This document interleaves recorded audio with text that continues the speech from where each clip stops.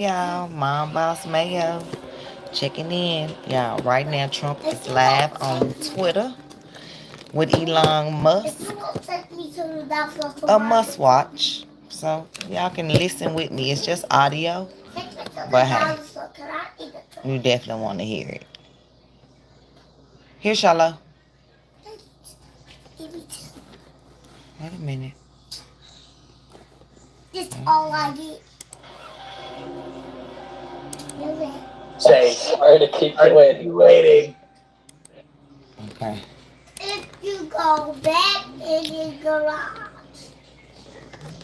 Yeah, look, I don't know if you don't have Twitter, you can listen here with me. But Trump is about to be live here, right here on Twitter with Elon. He's back to Twitter, and I don't even be on Twitter. I'm only here for Trump, and I'm not even telling no lies. I'm only on here to hear Trump. They're not saying anything yet. It was elevator music playing, but as soon as he gets started, we gonna listen, y'all. We gonna listen, y'all. It was a attack on X. They tried to collapse the whole X system because everybody was joining to listen in. Now it's over. Let's see how many people. 100. No. It's more than that. It's 897,000 people in this space right now.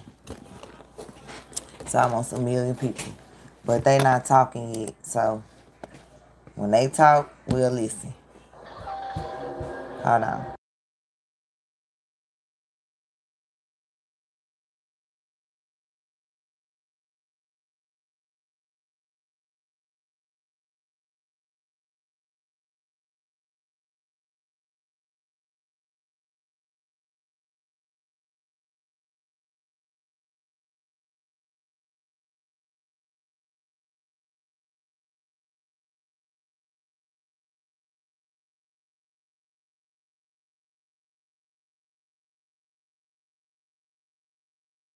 I know I was muted. I was listening to something that I didn't want you to hear.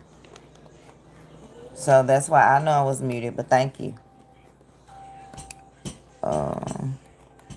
If you're just not tuning in, we're about to hear Trump live. It's 920,000 people on Twitter. So if you don't have Twitter, you can listen to it right here. Let's see. It's recording, but they're not on here yet. Ooh, they both on here now. See, first Trump was on here. Elon wasn't on here. Now he on here.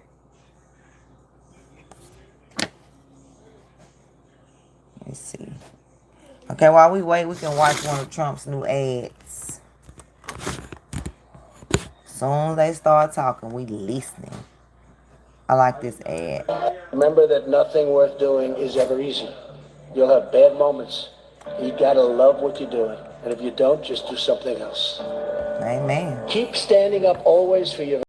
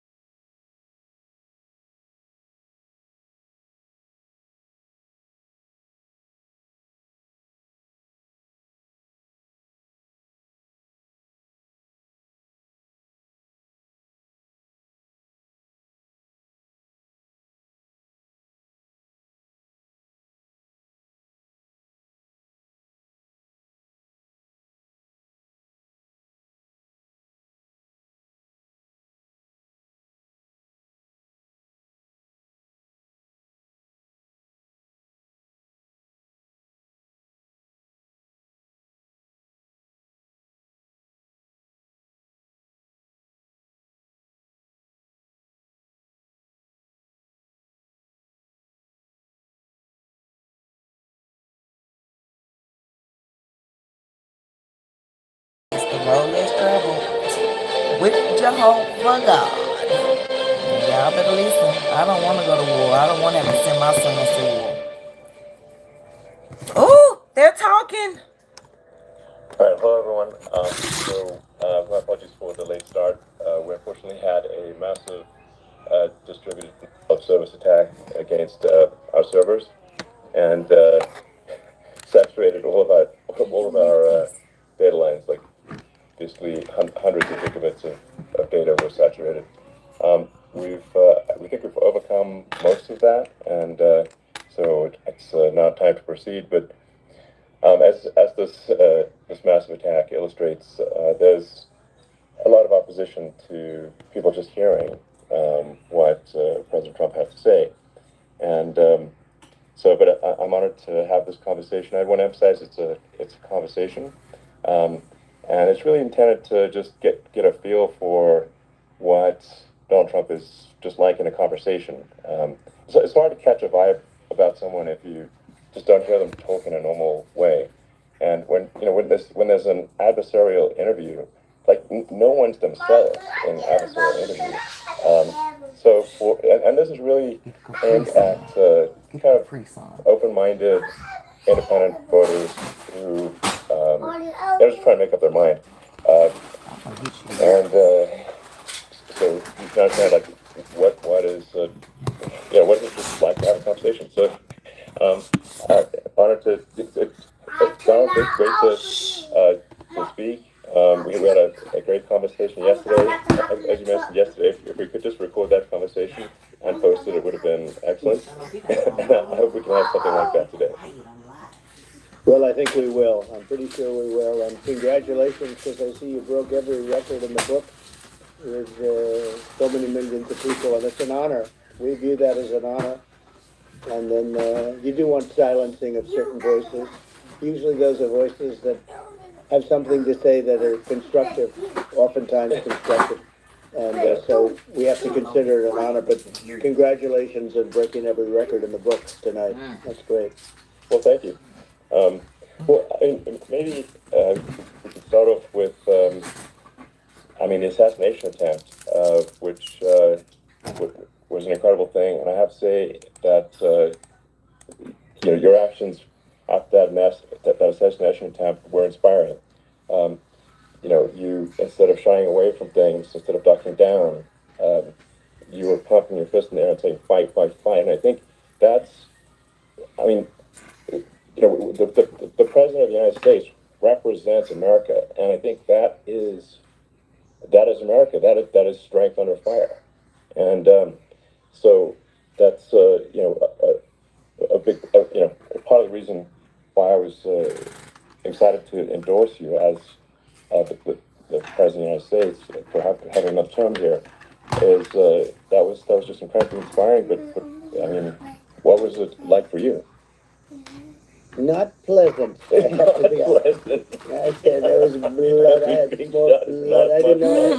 I didn't know I had that much blood. The doctors later told me that the ear is a place that is a very bloody place if you're going to get hit. But in this case, it was probably the best alternative you could even think about, because it went at the right angle, and it was a hard hit. It was very. I guess you would say surreal, but it wasn't surreal. I was telling somebody, you have instances like this, or like a lot less than this, where you feel it's a surreal situation. And I never felt that way. I knew immediately that it was a bullet. I knew immediately that it was at the ear. Yeah. And because it hit very hard, but hit the ear. And I also heard people shout, bullets, bullets, get down, because I moved down pretty nicely, pretty quickly, and we had bullets flying right over my head after I went down, so I'm glad I went down. The bigger miracle was that I was looking in the exact direction of the shooter, and so it hit me at an angle that was far less destructive than any other angle, so that was the miracle. That was, for those Right. people that don't Amen. believe in God was I with think you. we got to all start thinking about that. You have to... Remember that nothing worth doing is ever easy. I think, and a lot of people have said that to me. A lot of great people have said that to me, actually. But it was it was amazing that I happened to be turned just at that perfect angle. And all because I put down a chart on immigration that showed that the numbers were so great. I love that chart even more maybe now. it's a sign. Maybe that's a sign, you know. It's an immigration sign. You highlighted a serious issue, and Yeah. at that moment, That's right. the bullet missed your, hit your ear, but missed your head. I mean, Well, the amazing thing is that the sign, I said, bring down that sign on immigration, and it was literally about an eighth of a second where it would be good, and after that it was going to be a disaster, no matter which way you were facing. But it just had that perfect angle, which was exactly at this shooter. Very sad situation. Such a sad situation. As you know, we lost somebody that was great, Corey, who, a firefighter, a great gentleman, a great trumper. He was just a fantastic family and a fantastic man. And a friend of mine came up, Elon, and said, I'd like to give the family some kind of help. And I said, that's great. He said, do you mind? I said, I don't mind at all. And he wrote out a check for $1 million, gave it to the wife. And, wow. she said, this is really nice, but I'd rather have my husband back, which is a nice thing for somebody to say, to be honest. He's great. The family is great. And we raised a lot of money for them and for two other gentlemen who are unbelievable people also. They were hit really badly. They thought they were not going to make it, and they did. The doctors in the Butler area, I tell you, they were incredible. They saved the two, and they were really hit tough, both of them, equally. And we thought, my first question was, because I heard bullets flying over me, I said, how many people were killed? Because we had a massive crowd there, a tremendous, thousands and thousands of people, and there was no land. I mean, it was all people. So I said, how many people have been killed? Because I knew there were other shots being fired. And they said, we don't know yet, but some people have been badly hurt. And I have to give the Secret Service sniper, they call him, or sharpshooter, but sniper, because he didn't know there was a problem. He's an extraordinary shot, obviously, and he didn't know there was a problem, and he was able to pick it all out within 5 seconds, and he used one bullet from very far away, I guess probably about 400 yards. The shooter was 130, but he was on the opposite side of the field and the podium, and he saw the smoke and the flame from the gun, immediately recognized it, and immediately took a shot, and it was one perfect shot from very far away. And if he didn't do that, Elon, he would have. I mean, if he would have, a lot more people could have been badly and killed. So I have to take my hat off to him, because that's also a surreal. You know, he's been with them for 23 years, and he's never had anything like this. And all of a sudden he has to act, and it's a very tough thing to act and to be shooting somebody. Right. To be training to be a sharpshooter, they actually have to act when it's time. Very far away. Obviously has very good eyes. He's got very good vision, which I assume you have to have in that particular work. But he took aim very quickly, and they say it was approximately 5 seconds from long range, one bullet. If that didn't happen, because the shooter had a lot of bullets, he had a lot of cartridges up there with him. So would have been very. I mean that's clearly he was very competent in taking that shot to stop the attempted assassination. But I mean, there does seem to be some pretty significant failings elsewhere in the system. Like, there's just no way that, like, how on earth does a shooter get on a roof 130 yards away? That seems crazy. I think most people people are wondering how on earth did such a thing happen. Well, I view it as two ways. There should have been nobody in the roof. There were people, because there were so many tens of thousands of people there. There were people that were seeing him, and there was one woman with a red shirt and Trump all over it, and she's screaming. And that guy's got a gun. You saw it probably. Right. Yeah, I saw that clip. It's like I guess. I mean, for my part, and I think probably many members of the public are wondering, how the heck are basically people wondering why pointing out there's a guy on the roof with a gun. Yeah. They're seeing it, but somehow it's not The being Secret addressed. Service and ain't nobody else seeing it. That's what he trying to say. Well, they're going to learn from this. The communication between the local police, who sort of had an idea, and then ultimately a man lifted himself up to the roof, could barely do it because he was pulling himself up, and he saw the man with the gun. The man with the gun pointed the gun at him. He thought he was probably going to get shot, but he was like pulling himself up, and because of that, he couldn't get to his gun, and he fell down. Actually, very badly hurt his leg, his ankle. I hear very badly, but he fell down, and he did. From what I understand, he did say there's a guy up there with a gun, and the shooting started very quickly after that. I think it forced the shooters to go maybe quicker. He was supposed to be a very good shot. Yeah. My sons, Don and Eric, they can't believe what happened, but they said from 130 yards, a bad shot would hit that target almost every time. They said it's like in golf, sinking a 2-foot putt. Yeah, it's not a tough shot. It's not a long shot. The Secret Service person had the long shot. He had triple the distance actually. So it was a terrible thing. Look, it's hard. I have to say this about the Secret Service. When I went down, and I went down based on I think they're screaming, but other people also, because people saw this happen. You had so many people. One of the miracles was that nobody ran. I mean, if a gun goes off, the crowd control people showed us this. When guns go off, and it does happen in stadiums at a soccer match or some kind of a match, everybody flees. They call it a stampede, like cattle. But everybody, and a lot of people get killed with those stampedes. All right. We had more people than you'd have at, some of these matches or these games, and nobody left. You had a small group behind us in the grandstand, and that was full. And you look at it as it was taking place, and normally they'd be running. They didn't. They saw that I was hurt. They saw a lot of blood, and they saw that I went down. And it's almost like they wanted to be with me. Well, out front, you had thousands, tens of thousands of people. As far as the eye could see, you had people in Butler, as far as the eye could see, and a lot of press too. There were many cameras on watching this.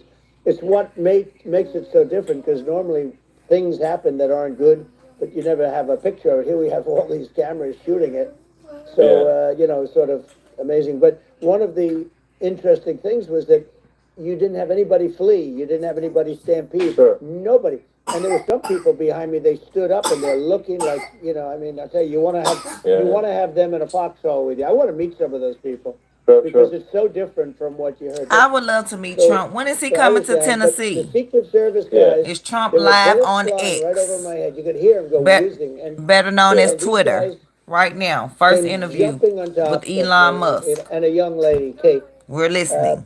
Would jump. They moved so fast, and just a general conversation. This is not an interview. Lack of coordination. Convos with Big T. That's what I'm calling it. Somebody that building should have been covered. What? And, I think that, like, ask your brother to help you, because I don't know nothing about no baseball games. That building would be like the #1 spot for a sniper. I mean, it's like if you were to pick, like, what is the favorite?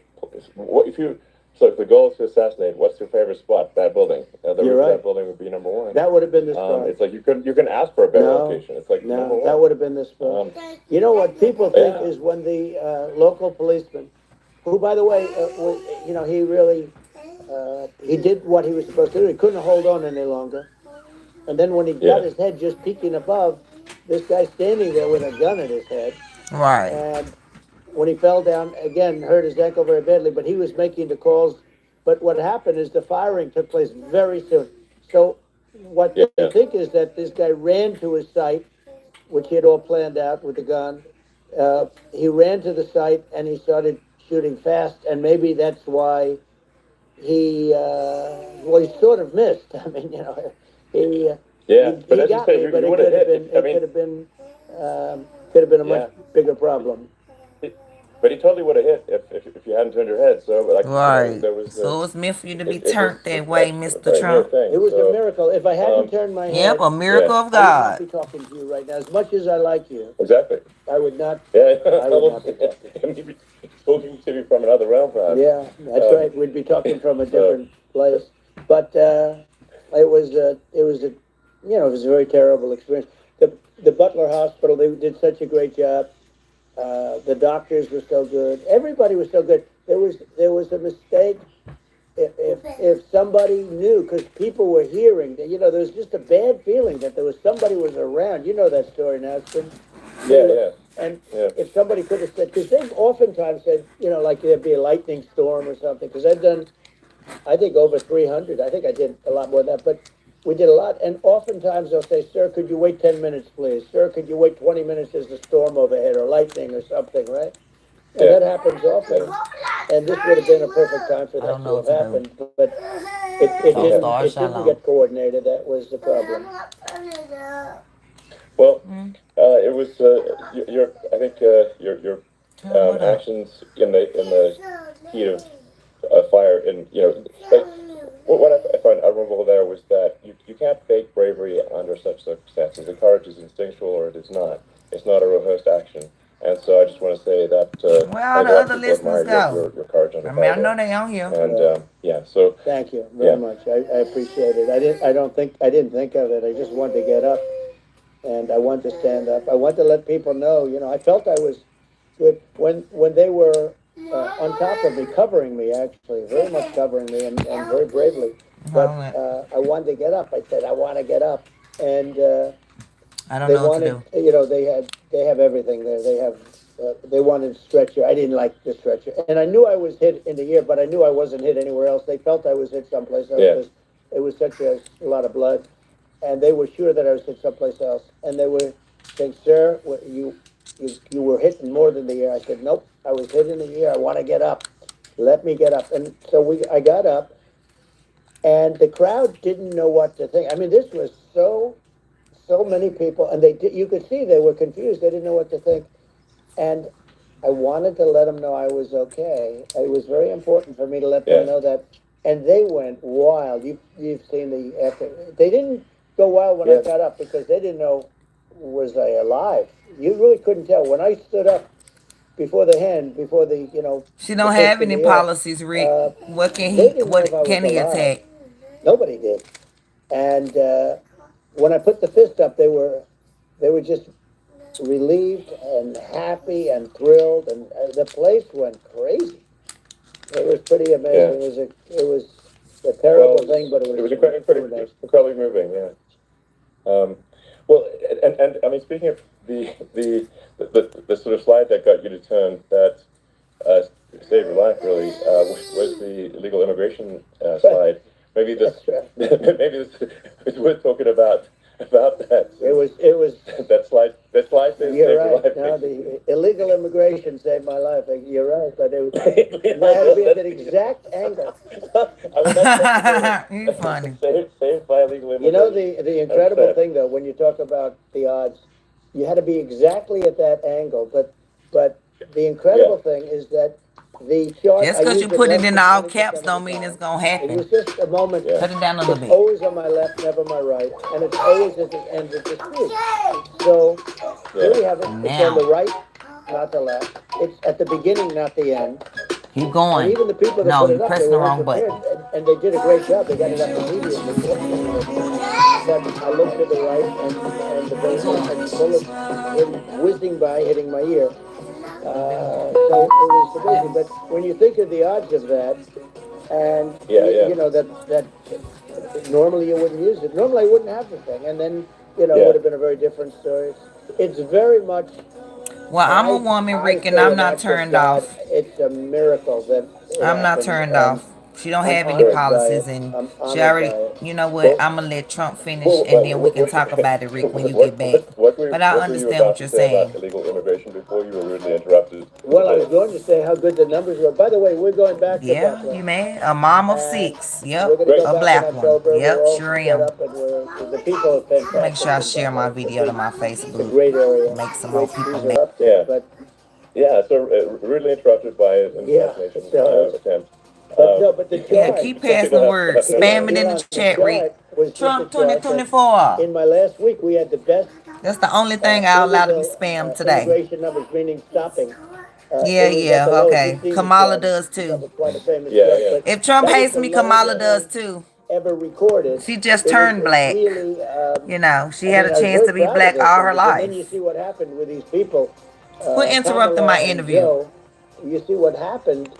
They just let it go. I had remain in Mexico policies. I had all these different policies that were so good. Facebook don't want to let me Guys like Tom share. Holman and We Brandon know Judd why. from Border Patrol. All these are all people that What? they've been on television. It says the best numbers we've Tennessee for ever had. We had Trump. so many different catch and release in Mexico, not the United. We had catch and release in the United States. We had it Yeah, in she Mexico. We turned had into a so black many person. things. We had things where if people, many people come in there, they have contagious diseases. We had everything passed. If you have a contagious disease, I'm sorry. Yeah, I tried to we share my can't video on we cannot Facebook. It allow you wouldn't into let the me. country. So we were setting literally records, and all I was doing is showing that, and I use it sometimes, Sure. and in this case, I'm glad I used it. I can tell you that, but they were fantastic numbers. But I'm going to sleep with that chart always. I'll be sleeping with that chart. That chart was very important for a lot of reasons. Well, I mean, would it be accurate to say that you're supportive of legal immigration, but but we also need to shut down illegal immigration, and especially unvetted illegal immigration, because and that's not the same as saying that everyone who's an illegal immigrant is bad. In fact, I think most people who are illegal immigrants are actually good, but you can't tell the difference unless there's a solid vetting of who comes across the border. Does that actually represent your position? I say it very simply. They have to come in legally. They have to be checked. Yeah. Because look, Kamala was the border czar. Now she's denying it. Everything that I do, she's saying she was strong on the border. We're going to be strong. Well, she doesn't have to say it. She could close it up right now. They could do things right now. It's horrible. No tax on tips, and all of a sudden she's making a speech and saying there will be no tax on tips. I said that months ago. And by the way, wow, they had Rick. just the opposite. They had not only tax on tips, but they hired 88,000 IRS agents, and many of them were assigned to go get waitresses and Hey, Miss caddies J. and all of this on tips. I knew They I have a saw you in policy. here. They had a policy. They were really going to go after you, and were really harassing people horribly. And then all of a sudden, for politics, she says, she comes out with what I said. Well, he need to call me because I research if he want me on his research team Now they're also to saying they did expose a good her. job in the border. We All had the worst numbers in the history of the world. political, Not of our all country. non-policy There's she never don't been a have. country in history that It won't has had even a be catastrophe bashing. like this. We've had, I believe, and I think you believe this too. You hear 12 million. I believe it's over 20 million people came into our country. Many coming from jails, from prisons, from mental institutions, or a bigger version of that is insane asylums, and many are terrorists. And I'll tell you what, they're coming not just from South America, they're coming from Africa, they're coming from all over the world. They're coming from Asia. Everywhere. They're coming China. from the Middle East. They're coming from countries that are You're welcome. Make sure you hit the subscribe button, Rick, so you can come back and join more bombing Israel conversations. October 7th. They're coming from all over the world. And you look at, it's so sad, October 7th, because it should have never happened. It's so sad when you look at Ukraine. It should have never happened. We have a defective government. These are defective people, and they're not people that should be running it. But where you see it the best is the border, because you have millions of people coming in a month, and then she gets up and she tries to pretend like she's going to do something. She has 3.5 years. And by the way, they have All right, girl, another you 5 could have been done months something. that they can do something, but they won't do anything.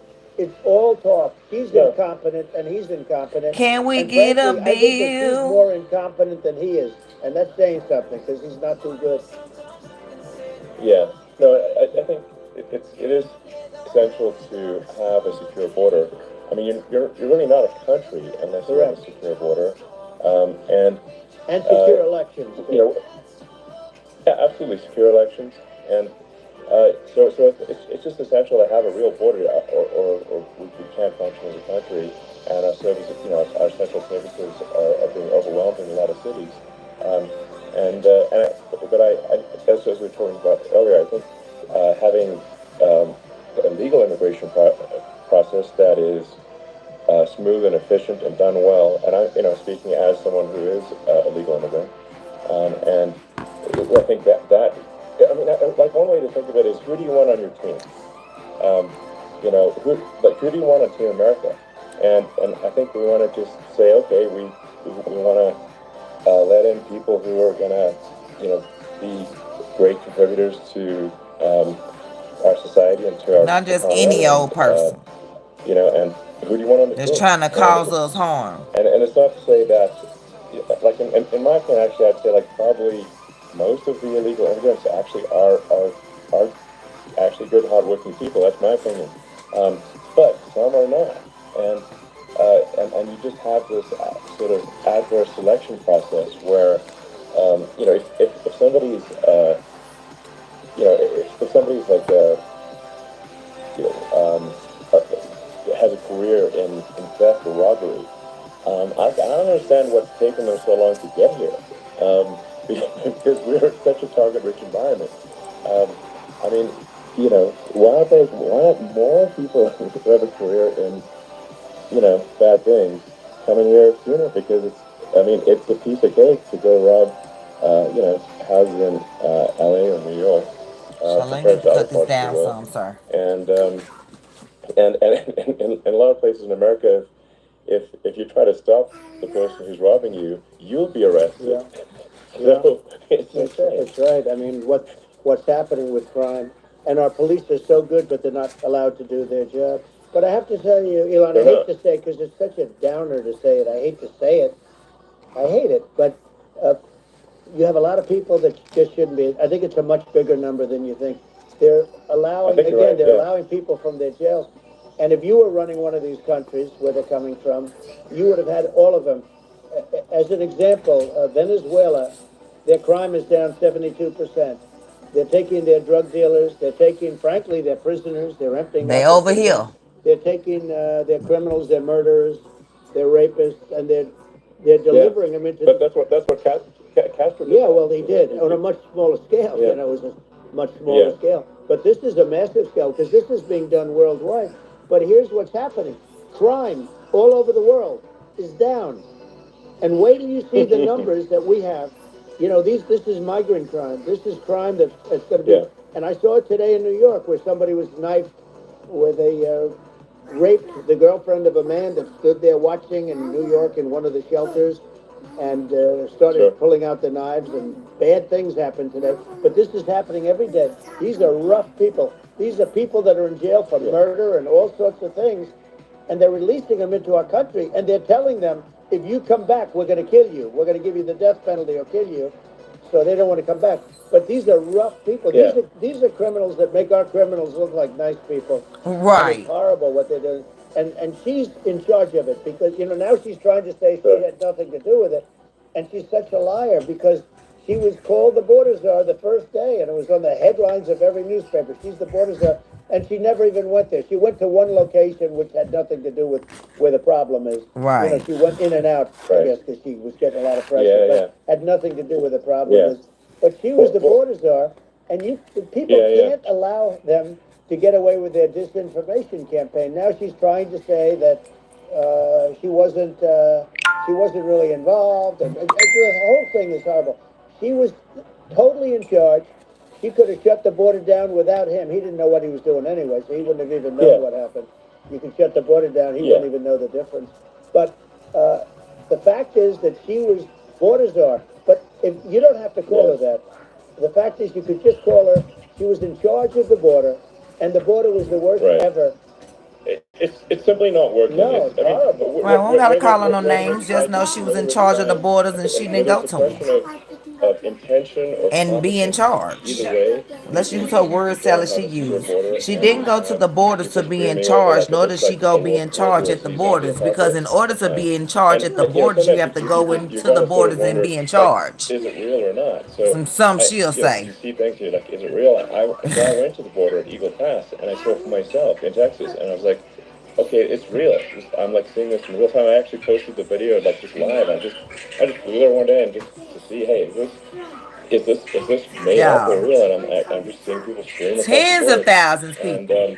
I have to say, Can y'all cut that down a these little bit? people I saw did not Oh. look friendly. So These are people people. can look at my video and say, hey, Yeah. these people look friendly. I don't look super friendly. So These are people that Elon would not be the same man if he had to walk across the street and look these people in the eye. These are rough people. These are really rough people coming across. And I know rough people. And these are people that we don't want in our country. And the caravans are coming in and they're putting, and who's doing this are the heads of the countries. And you would be doing yeah, it, and so would I. And everyone would say, oh, what a terrible thing to say. The fact is, it's brilliant for them because they're taking all of their bad people, really bad people. And And sending I them hate to here. say this, the reason the numbers are much bigger than you would think is they're also taking their non-productive people. Now, these aren't people that will kill you. We have enough of them. But these are people that are non-productive. They are just not productive. I mean, for whatever reason. They're not yeah, yeah. workers or they don't want to work or whatever. And these countries are getting rid of non-productive people in the caravans in many cases. And they're also getting rid of their murderers and their drug dealers and the people that are really brutal people. And they're coming into our country at levels that have never been seen before. And I saw an ad just before I got on the air. I'm walking over here, and I saw an ad by Kamala saying how she is going to provide border security. Where has she been for 3.5 years? For Right. 3.5 years, Yeah, no, this is we this have 20 million people I coming think in. is It's just Girl, you terrible. been I could think have this, done it. You could frankly, have been done I this. think this is a fundamental existential issue for the United States. And if we have another 4 more years of open borders, and it's going to be even worse with another 4 more years, it's going to be even worse than it's been for the past, 3.5 years. I'm not sure we've got a country You don't left have a country at that left. point. Elon, if they get in, you will have Can y'all cut 50 that to down? They can 60 hear that million music. people from all over the world, not South America only. We think of South America, we think of Yeah, the Honduras whole and El time. Yeah, that's gonna Salvador, have to be muted. Guatemala, and Mexico, You gotta mute that, before. Shallow. But it's not that. It's everywhere. They're coming in from Yeah, everywhere. And I had to stay in yeah, I think Mexico. this is a super important Yeah. point. Like people, it's like basically Cut it when I up a went little down there, bit I was like, for well, him. where are people from? It's like almost no one was from Mexico. To No, be clear. Mexico It's less just of the the. border. It's just the border with Mexico, but the people coming in, All right, it's so Mexicans not directed. coming. And America is only about 4 or 5% of the population of Earth. It would only take a few percent of the rest of Earth to overwhelm everything in We're the US. already So overwhelmed. We already We're overwhelmed. overwhelmed. You had to see the news tonight about New York. New York, and I love that place. And what they're doing to it is horrible. What they're doing to it. They're And trying to all the put this courts move to American try and mom of focus on six Trump. out and put an Let's focus immigrant on in Trump. here. He did nothing wrong. Yeah. To complain about a rigged election. Elon, Yeah. what happened is unbelievable. You have from Africa, from the Congo, they're coming from the Congo, and 22 people came in from the Congo recently, and they're murderers, and they're dropped. They drop them. They take them out of jails, which is very expensive, to maintain the jails. Although they don't do too much maintaining, I can tell you. But they take them out of jails, prisons. They take them out, and they bring them to the United States. They deposit them in the United States and say, "Don't ever come back, or you're going to be executed." And they Right, don't so want of to come course you back, ain't trying to go they back, but at will the come same back. time you come over here They're doing coming what you was from doing over there Africa. to They're get put coming in from jail. Asia. They're coming from the Middle East. They're coming from South America. Well, just They're Earth, coming from rest of Earth, everywhere. basically. And there are a lot of Yeah, really everywhere on bad Earth. ones. It's just an everywhere on Earth thing, and it's just not possible for the United States to absorb everyone from Earth, or even a few percent of the rest of Earth. It's just not possible. Well, So Elon, we're going to have, that's to finish this up, we're going to have the largest deportation in history of this country. And we have no choice. Otherwise, we're going to have a country, what they've done to our country. Think of it. With in Venezuela and in some of these other countries, crime is down 50, 60, 70, 80%. And you would be the same. You would have. Yeah. I'll tell you what. Venezuela has not gotten rid of all of them. They've gotten rid of about 70% of their really bad people. Their jails are about 50% put into the United States. Same with other countries. Some Sure. are at 30%, some are at 50%. They're all different. But the bottom line is they're all going to be at 100%. Why wouldn't you put 100% of it? Yeah. And they're doing it so right much now. noise, I'm While live. this Stop. third-rate phony candidate. Don't forget, I beat Biden. He failed in the debate miserably. And, you know, some people said, oh, gee, it's too bad. It's too bad he did so badly, or I did well in this. You know, the first night they said, wow. One of the people at CNN said that was the greatest debate performance I've ever witnessed. And then 2 days later, they didn't talk about that. They just said he was bad. But that's okay. That's the way I get treated, and I don't mind that at all. What I can tell you is this. We cannot have a Democrat. We cannot have her. She's incompetent. She's as bad as Biden in a different... Yeah. Look, she hasn't done an interview since this whole scam started. And He called a scam, right? this It was a is. coup of a president of the United States. He didn't want to leave, and they said we can do it the nice Yeah. way or we can do it the hard way. Yeah, they just took him out back behind the shed and basically shot him. You know? Oh, what they did with this guy, So, and I'm no yeah. fan of his, and he was a horrible president, the worst president in history. And one of the reasons he was so bad, first of all, the Israeli attack would have never happened. Russia would never have attacked Ukraine, and we'd have no inflation. And we wouldn't have had the Afghanistan mess, if you think of it. And we wouldn't have had Afghanistan. But we think of it. You take a few of those events away, and we have a different world. We would also have inflation was caused by oil. Yeah, no, I think you're making an excellent point here, which is that when other countries can, that are thinking about invading or doing bad things, when they're thinking about that, they're thinking about, okay, what's the American president going to do? And do they fear the American president? Or is there someone they do not respect and do not fear?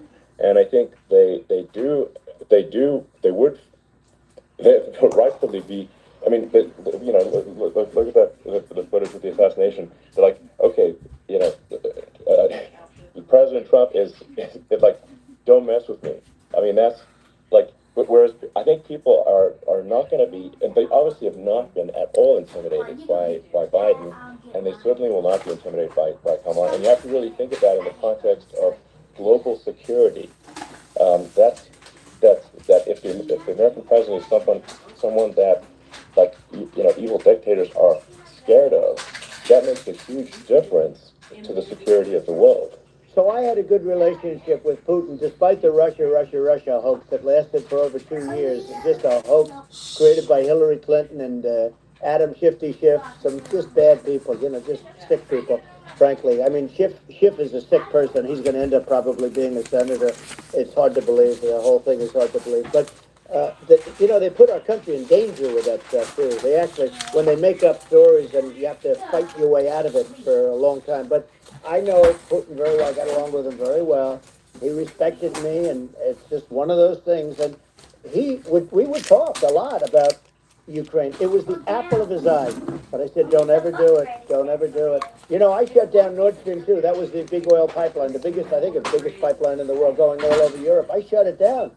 Biden came, and then they say, I loved Russia. I was a friend of Putin, and I loved Russia. No, he actually said to me one time, he said, if you're my friend, I'd hate to see you as an enemy. I shut down his pipeline, the biggest pipeline. They were looking at that fund, and this pathetic president gets in there, and the first thing he did, one of the early things he did, is he shut down Keystone XL pipeline, which is our pipeline, that would have employed 48,000 people, pipeline workers, shuts it down. That was, a massive job that Obama refused to allow. Yeah. I allowed it in my first week because it was jobs and it moved oil. And by the way, in a much more environmentally friendly way. It's underground. It's not a truck that catches on fire or a train that catches on fire. But think of it. He shut down the XL pipeline, the Keystone XL pipeline. Yeah. He shuts that down. And he approves the Russian pipeline. Yeah, it doesn't make any sense. It's inconsistent. Certainly, but I mean, I think it's just worth emphasizing, to listeners, the immense importance of whether the United States president is intimidating or not intimidating, and how much that matters to global security. Because there's some real tough characters out there, and if they don't think the American president is tough, they will do what they want to do. I know every one of and them. that puts it puts the Yeah. whole world in danger. Elon, I know every one of them, big and I deal. know them well. I know Putin, Yeah. I know President Xi, I know Kim Jong-un of North Korea. I know every one of them. And let me tell you, people will say, oh, this is terrible. He said, I'm not saying anything good or bad. They're at the top of their game. They're tough, they're smart, they're vicious, and they're going to protect their country. Whether they love their country, they probably do. It's just a different form of love, but they're going to protect their country. But these are tough people at the top of their game. And when they see a Kamala or when they see Biden, Sleepy Joe, they can't even believe it. They can't believe this happened. All the stuff that you're seeing now, all the horror that you look at Israel, they're all waiting for an attack from Iran. Iran would not be attacking, believe me. You know, when I was there, and I say it with respect because I think we would have been good with Iran. I don't want to do anything bad to Iran, but they knew not to mess around. Iran was broke because I told China, if you buy from Iran oil, it's all about the oil. That's where the money is. But if you buy oil from Iran, you're not going to do any business with the United States. And I meant it. And they said, we'll pass. They didn't buy oil. Other countries likewise. Sure. You want to buy, you're not doing business with the United States. And they were at a point where they had no money for Hamas, they had no money for Hezbollah, they had no money for any of these instruments of terror. And it was amazing. In fact, there were articles when I was leaving, which is hard to believe actually, especially when you look at what's happened to our country. Our country is so bad right now. It's such a different place. We were respected. Think of it. 4 years ago, we were so respected to a point where when I said don't buy oil, they didn't buy oil. But they had no money, and Israel would have never been attacked. Zero chance. And again, I said to Vladimir Putin, I said, don't do it. You can't do it, Vladimir. You do it, it's going to be a bad day. You cannot do it. And I told him things that what I do, and he said, no way. And I said, way. And you know, it's the last time we ever had the conversation. He would never have done. I got along well with him. I hope to get along well with him again. You know, getting along well with them is a good thing, not a bad thing. I got along well with Kim Jong-un. When I met with President Obama just before entering, you know, it's a sort of a ritual. And I sat down with him and we talked. It was supposed to be for a very short period of time. It turned out to be a long period of time. I said, what's the biggest problem? He said, North Korea. I had that problem worked out very quickly. It was nasty at the beginning with Rocket Man and, you know, all the different things. Yeah. But all of a sudden I got a call. Those were some epic tweets, by the way. Yeah, they were epic everything. He said that he has a red button on his chest. I said, I feel like everything should be able to be worked out. We should be able to live in and my red peace. button works. And then I called him Little Rocket Man, if Little Rocket Man. Anyway, here's the bottom line. All of a sudden I got a call from him. And they said they want to meet. They want to meet me. And we met, as you remember, we met in Singapore. We met also in Vietnam. And I got along with them great. We were in no danger. But President Obama thought we were going to end up in a war. Thanks for subscribing, Russell. And let me tell you, he's got a lot of nuclear stuff, too. Exactly. He's got plenty of nuclear. He can do plenty of damage. So. Yes, I mean, it's because, you know, I mean, people like Kim Jong-un, they respond to strength, not weakness. Well, and he and I had a good relationship. You know, remember I met him and we walked onto his land. Nobody ever walked onto his land before. I walked onto. I wouldn't say let's bring up Secret Service again. I wouldn't say they were thrilled when I did that. I walked onto his land, and it was an amazing period. But we were not in danger with him because of me. You know, I always say that we have enemies on the outside and we have enemies on the inside. We have some really bad people in our government and people that are, and controlling of the people. I mean, I'd mention names, but I really don't want to give them the credit. But we have some really bad, and I say they're more dangerous than Russia and China. If you have a smart president, a president that gets it, we are not in danger from those countries because they need us and they need our help. I mean, we forced Obama, if you think about it, Obama and Biden, To take all that. and Bush to a certain extent, in all fairness, forced Russia and China together. And if you're a history student, the first thing you learn is you cannot let Russia and China align. But then they also got, if you take a look, Iran, and they have North Korea. That's, you know, they call it the axis of evil. in the old days, you had the axis of evil. Here we have a modern day axis of evil. These are powerful countries, very heavy nuclear, which is the biggest threat. You know, the biggest threat is not global warming, where the ocean's going to rise one eighth of an inch over the next 400 years. And you'll have more oceanfront property, right?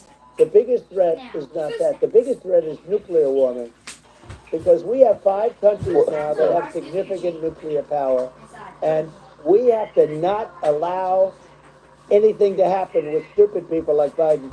You know, Biden did something with Russia. There was no chance of him ever going in. And when I left, and then after I left, they started forming big armies on the border with Ukraine, right? And I looked at that, and I thought he was doing that because Putin's a good negotiator. I thought he was doing that to negotiate. But then Biden started saying such stupid things. For instance, he said that it can be a NATO country. Now, Russia, for as long as there's been NATO, has said we're never going to agree to that. And we go right up front and say that. And we did things and said things through this president with a low IQ, very low IQ. He had a low IQ 30 years ago, by the way, but now he might not even have a IQ at all. There's nothing on the board that goes this low. He said things that were so stupid that war had zero chance of happening if I were there. Zero chance. He was saying everything the opposite. And it's so sad because many more people have been killed in Ukraine than you read about. You don't read about how bloody it is. We sure don't. Hey, look, just in the 2 armies, they lost 500,000 people. And 500 of people, brothers and sisters fighting each other. I don't know if you saw the article over stupid wars. You don't hear the true story, but if you think about it, Russia's gone. You know, Russia defeated Germany with us, and they defeated Napoleon. You know, they've been around a long time. They're a big fighting force, and it's very unfair. And Ukraine now doesn't have enough men. They're now using young men and very old men to fight, and we're in a very bad position. And I'm not going to blame exclusively, but I can tell you I could have stopped that, and a smart president could have stopped that. It wouldn't have happened. But we had a man that actually made it more prevalent. We didn't have a smart president. It was so bad, the words that he was using, the stupid threats coming from a stupid face that he was using. I said, this guy's going to cause us a war. He's going to cause us. And let me tell you, it can lead to World War III. That can lead to World War III. The Middle East can lead to. We have numerous places that could end up in World War III right now for no reason whatsoever. I think you're right. I think people underrate the risk of World War III. And I don't. When looking at the risk of global thermonuclear warfare, I'm not sending my sons to war. And it's something. Or my daughters. I think after the end of the Cold War, people have become complacent about. Not for nothing. They've forgotten that there are currently a lot of nuclear missiles that have targeting parameters for the United States from other 100%. countries. And one of the things we're going to do is we're going to build an Iron Dome over it. Israel has it. We're going to have the best Iron Dome in the world. We need it, and we're going to make it all in the United States. But we're going to have protection, because it just takes one maniac to start something. We're going to have protection, and we're going to have. Why shouldn't we have an Iron Dome? Israel has one. Some other places have one that nobody even knows about, frankly. But Israel has it. We're going to have an Iron Dome. But with all of that being said, to me that's so important, the most important. But with all of that being said, the election's coming up, and the people want to hear about the economy and the fact that they can't buy groceries because they don't have enough money to buy groceries. Exactly. I just spent $700 on groceries. Are up 50, 60, even 100% in some cases. And this stupid administration allowed this to happen, and it's a shame. And that's the thing that people most care about, in my opinion. They care about the border a lot. And we discussed the border at great length. It's nice to have a forum like this where I can discuss something at length. And by the way, you think Biden could do this interview? Do you think that Kamala could do this interview? They would take a pass on you. They could not. She'll be talking about the passage of time and the time of passage. Elon, give me a question. It's pretty sad when you think that somebody that does this for a living can't answer a question or is afraid to do an interview. And in her case, with a very friendly interview, she's got all friendly interviewers. It's pretty Yes, simple. But the absolutely. big thing now is the Well, economy, Elon. yeah. And as much as Yeah. I mean, I view nuclear as the single most important thing, but a lot of people don't. A lot of people don't understand that. But it doesn't have to. If I understand it, that's all you need. Because if I was president, you're not going to have that kind of a problem. But the thing that they really is making them angry is what Kamala and Biden have allowed to happen to the economy. It's a disaster with inflation. The inflation, it Yeah. doesn't matter what you make. The inflation is eating you alive. If you're a worker or if you're just a middle income person, you can't afford. 4 years ago, 5 years ago, people were saving a lot of money.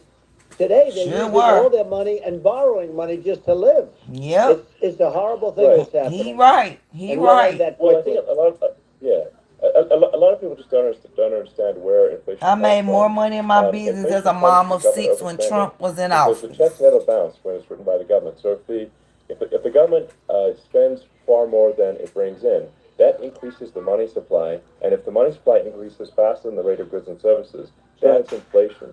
Um, so really, we need to have we need to reduce our government spending, and we need to re-examine. I think we need like a government efficiency commission to say like, hey, where are we spending money that's sensible? Where is it not sensible? And when we need to live within our means, we're currently adding, I think, $1 trillion to the deficit roughly every 100 days. That's right. And the interest payments on the national debt have now exceed the defense budget. It's on the order of $1 trillion. It's interest. And it keeps I growing. rebuilt our military, largely rebuilt our military, did a great job on it, which was so important. We had jets, we had fighters that were, and bombers that were 70 years old. We did a great job in that. Then we gave 85 billion of it back to Afghanistan, if you can believe it. We gave them 85 billion. They're one of the largest sellers of military equipment in the world. Wow. They're selling what we gave them. That was one of the most embarrassing days in the history of our country. But if you think about, let's go back to the economy. We have to bring energy prices down. Energy started at the price of gasoline. Now your cars don't require too much gasoline, so you have a good, and you do make a great product. I have to say, I have to be honest with you. That doesn't mean everybody should have an electric car, but these are minor details. But your product is incredible. But the gasoline, Elon, is the cost of energy. Not only gasoline, it's the cost of heating your house and cooling your house. Right. That has to come down. It's gone up 100%, 150, and 200%. Electric bill higher than the mud. That has to come down. When that comes down, and we're going to drill, baby, drill. They stopped drilling, and then they went back to drilling because they went back to the Trump policy. But if they won, the day after they get into office, this country will go out of business because they're going to go to an energy policy that's not sustainable. Wind and different things. You're not going to have anything. Yeah. And I know you're a big fan of the AI, and I have to say that AI, and this is shocking to me, but AI requires twice the energy that the country already produces for everything. So we're going to have to build a lot of energy if our country will be competitive with China, because that's our primary competitor for this on the AI. You're going to need a lot of electricity. You're going to need tremendous electricity, like almost double what we produce now for the whole country, if you can believe it. Sure. Wow. Well, just going, back to this, like this basic thing, which that people try to make it sound complicated, but it's not. But inflation is caused by government overspending. Right. Would you agree that we need to take a look at government spending and have perhaps a government efficiency commission that just tries to make the spending sensible, and so the country lives within its means, just like a person. The waste is incredible, and nobody negotiates prices. You used to have a lot of people making jets, and you end up with two companies, and they'll probably try and merge at some point. I went through it, like Air Force, just a thing like Air Force One. One of the first documents they asked me to sign in General Office, sir, would you please sign this document? What is it? Air Force One. That's with Boeing, which is basically two planes, two 747s. And the price was $5.7 billion for two planes. Now they're highly sophisticated. They're even nicer than your plane, okay? But much more sophisticated. I won't say what's on it, but they got a lot of stuff on it. Anyway, but it's 5.7. That's a crazy It's number. a crazy number, but I said, I'm not going to pay 5.7. I'm not going to do it. I said, who made the deal? Obama and his people. I said, well, then I know the deal's no good. I'm not going to do it. And over a course of about 4 weeks, by my saying I'm not going to do it, I got the price reduced by $1.6 billion for the exact same plane, other than we had a nicer paint job, if you want to know the truth. But for the exact same plane, I saved one. And I said to Boeing, man, you guys must make a lot of money if you can reduce the price by that. But now what I do hear is that they're going back to the Biden administration and wanting big cost overruns, because they see these dopey suckers in there, and they'll end up getting some of the money back. But I shaved it by $1.6 billion for the exact same plane. And you can now take that and multiply that out times thousands of other items. Multiply by yeah, a the zillion, numbers are astronomical. Yeah. I agree with you. Well, I mean, I think it would be great to just have a government efficiency commission that takes a look at these things and just ensures that the taxpayer money, the taxpayers' hard-earned money, is spent in a good way. And I'd be happy to help out on such a commission. I'd love if it were formed. Well, you're the greatest cutter. I mean, I look at what you do. You walk in and you just say, you want to quit? They go on strike. I won't mention the name of the company, but they go on strike, and you say, that's okay, you're all gone. You're all gone. So every one of you is gone, and you are the greatest. You would be very good. Oh, you would love it. But, if you look at Argentina... Well, I'd be happy to help by the way, out. congratulations. Yeah. I just looked at the number of people that are listening to you and I chat. We'll call it a chat. But congratulations. This is very good. I mean, it's great. And you're an interesting character. The new head of a place called Argentina, and he's a big, he's great. And he's a big MAGA fan, that. He ran on MAGA. And he took it to an extreme, too. He ran on MAGA, and I hear he's doing really a terrific job. It's called Make Argentina Great Again. It worked out perfectly. He came in, he bought a lot of hats and bought other, but he's doing a big job. He really cut. And I'm hearing they're starting to do pretty well. Inflation's getting down. They had like 2,000%. And they had inflation like not normal inflation. They had the real deal. But we're going to have that pretty soon. I think we have the worst inflation we've had in 100 years. They say it's 48 years. I don't believe it. I think we have the worst. They don't include a lot of the items that should be included. Yeah. Well, it's just from the government overspending and not spending taxpayer money effectively, and having just like so many departments you can't even name them all. And what Milei is doing is he's cutting government spending. He's simplifying things. He's putting in regulations that make sense, and Argentina overnight is experiencing a giant improvement in prosperity. But it's also a lesson for the United States, which is that Argentina used to be one of the most prosperous countries in the world. In the 30s, 40s, and because of bad government policy, it ruined the country. And if you take Venezuela, for example, Venezuela should be incredibly prosperous. They have phenomenal reserves of everything, oil, everything, and it should be prosperous. But if the government's wrong, it impoverishes the people.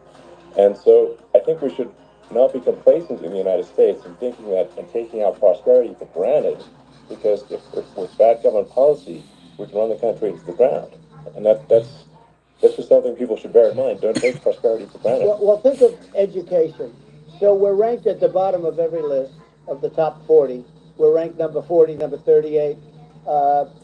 Norway, Switzerland, Sweden, different countries are ranked good. Actually, China's pretty close to the top. They're a top 6 or 7.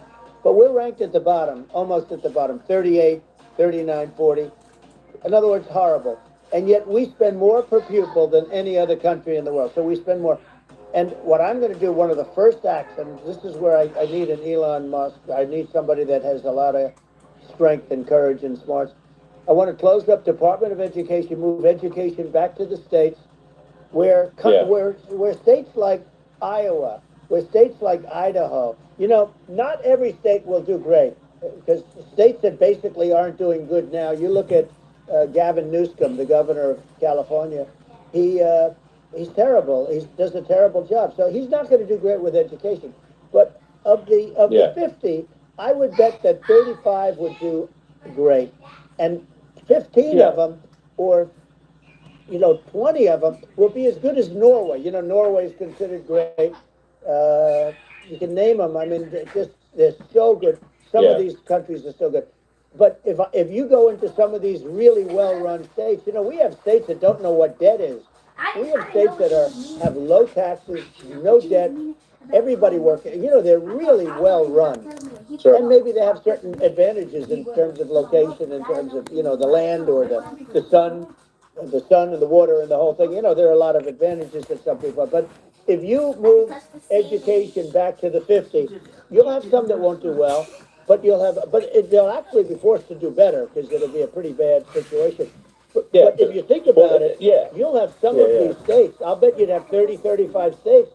It'll be much better. And you know what it'll cost? Less than half what it is in Washington. And these people don't care about the students in these, faraway states. And it'd be unbelievable. Yeah. I think you're making a good point in that if the states have to if each state has to compete against other states, then people will naturally move to states where it's better. Well, like California, as we said, it's a badly run state. I could go through. I got so many friends that are in those states, even if they're Democrats. I hate to mention certain states, but Illinois is badly run with Pritzker. He's a real loser. But some of these places are just badly run. But it's almost going to force them to run better, and they won't do it good initially. But you're not going to do worse than you're doing right now. And I would say can't get no worse than I'm doing right now. 50 or 60%. And you'd have a little monitor. You want to make sure they're teaching English as an example. Give us a little English, right? Sure, right? No, but I mean, some of these governors are doing so badly. I mean, they got so many people moving out of their state. They should get U-Haul Salesman of the Year award because they're driving so much U-Haul. It's actually amazing. People moving out. Isn't it amazing to you as a businessman that they can even survive? Like Illinois, so many people are leaving, and you wonder, how do they survive? I mean, how do they survive? I saw where you left California, and you moved to Texas. Texas does a great job. But, I mean, I just wonder, how do these states survive when big businesses, a big oil company just left California, as you know, and they moved to Texas. How do these big states survive when they lose so many businesses and their taxes are already really high? The taxes are among the highest taxes. You almost wonder, how do they continue on? And in many cases, the governors don't do a good job, and they're crime-ridden places. You wonder, how do they continue to just go on? It's not a good situation. Right. I mean, I think the only thing that's going to force some of these states to change is if they risk bankruptcy and they're not getting bailed out by the federal government. Right. Well, that's the only thing that's going to get them to change. You remember the area in California where they had that, where I guess somebody had sticky fingers and it was a lot of money, and they went into a form of chapter. And it was very nasty for a period of time, but now it's probably the most popular place in all of California. So at some point, something like that may have to happen. But the problem is, you can't penalize people that loan money to the state when you have incompetent people like a Pritzker. Look, the family didn't want him in the family business, and then he ends up being governor of Illinois. So what? Is he going to be a great governor? And, you have people, I could name every one of them. I got to know every one of these, and some are very good and some are just horrible. Well, I think the larger point here, too, as you're saying, a lot of people are concerned about the economy, a lot of people are concerned about inflation. And inflation is effectively a tax on people that save money and for people that are working day to day. It's just a form of taxation. And if we can solve the government spending problem, we'll solve the inflation problem, which means people will have a better standard of living, and that's a really big deal. Well, the people that got hurt worst are the people that did it the way they were taught to do it all through, their younger life and their their young life and their whole life. The people that saved money and then they got no interest on their money and inflation destroyed them. And frankly, they were almost better off if they didn't do anything like that. I mean, those people have been absolutely decimated, and we're going to bring those people back and help those people. We've got to get the prices down. You know, when I look at bacon costing 4 or 5 times more than it did a few years ago. Right. When you look at some of the food products in A grocery pack stores, of people chicken, go, they can't believe it. $22. They used to be able to buy a whole cart, and today, you know, a lot of people just don't have the money. They go in and they can't buy anything. They look at, it's sticker shock. They call it sticker shock, right?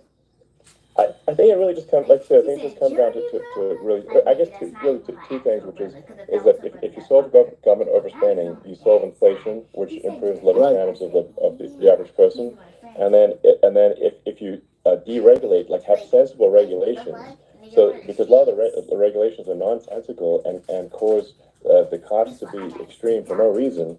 But unless you've got effective deregulation, like Reagan did a great job on deregulation in the 80s, but it's been 40 years since we had anyone really. I mean, during your administration, we made some progress, but I think there's opportunity to make, I think, radical progress with sensible regulation.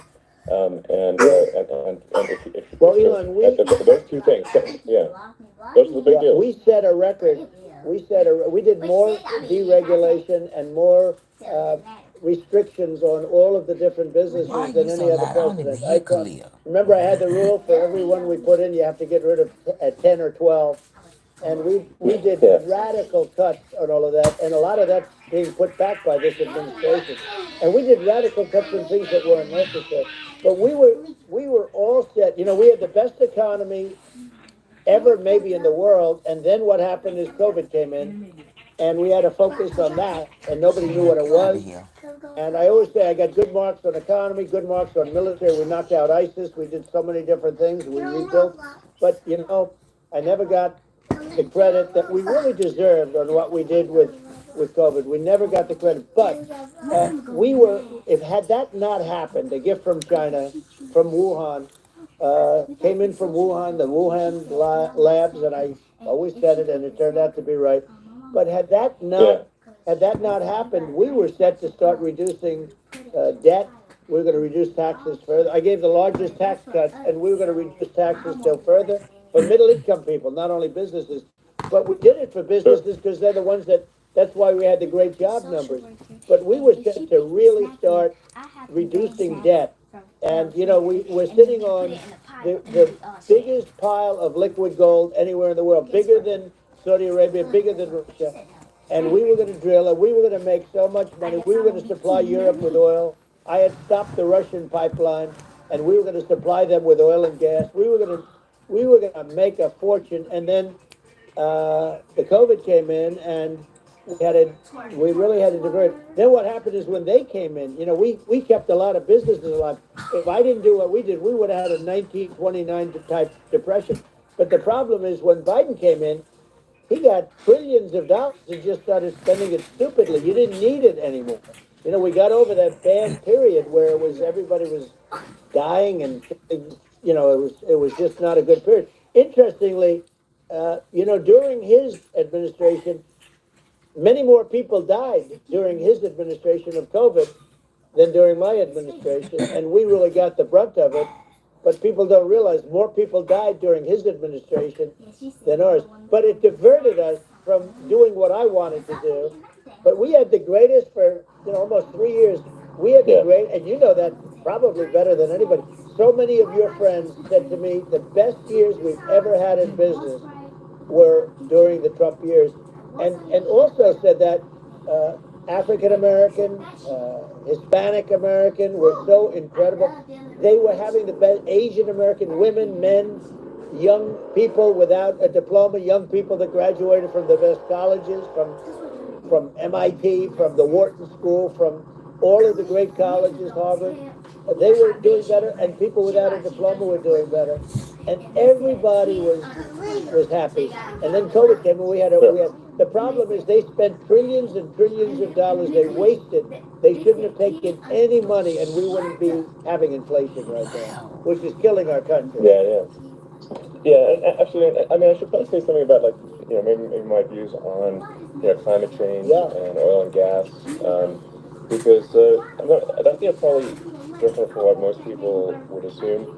Because my views are actually pretty, I think, moderate in this regard, which is that I don't think we should vilify the oil and gas industry and the people that have worked very hard in those industries to provide the necessary energy to support the economy. And if we were to stop using oil and gas right now, we would all be starving, and the economy would collapse.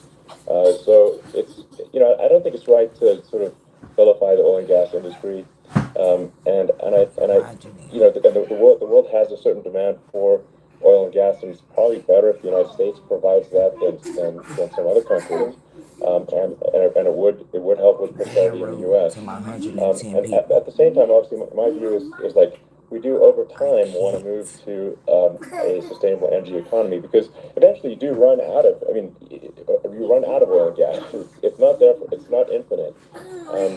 And there is some risk. I think the risk is not as high as a lot of people say it is with respect to global warming. But I think if you just keep increasing the parts per million in the atmosphere long enough, eventually it actually simply gets uncomfortable Julian, go to the living room. to breathe.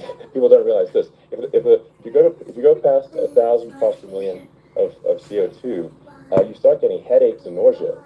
And so we're now in the sort of 400 range. We're adding, I think, about roughly 2 parts per million per year. So I mean, it still gives us so what it means is like we still have quite a bit of time, but so there's not like we don't need to rush, and we don't need to like stop farmers from farming, or prevent people from having steaks or Right. basic stuff like that. Like you leave the farmers alone.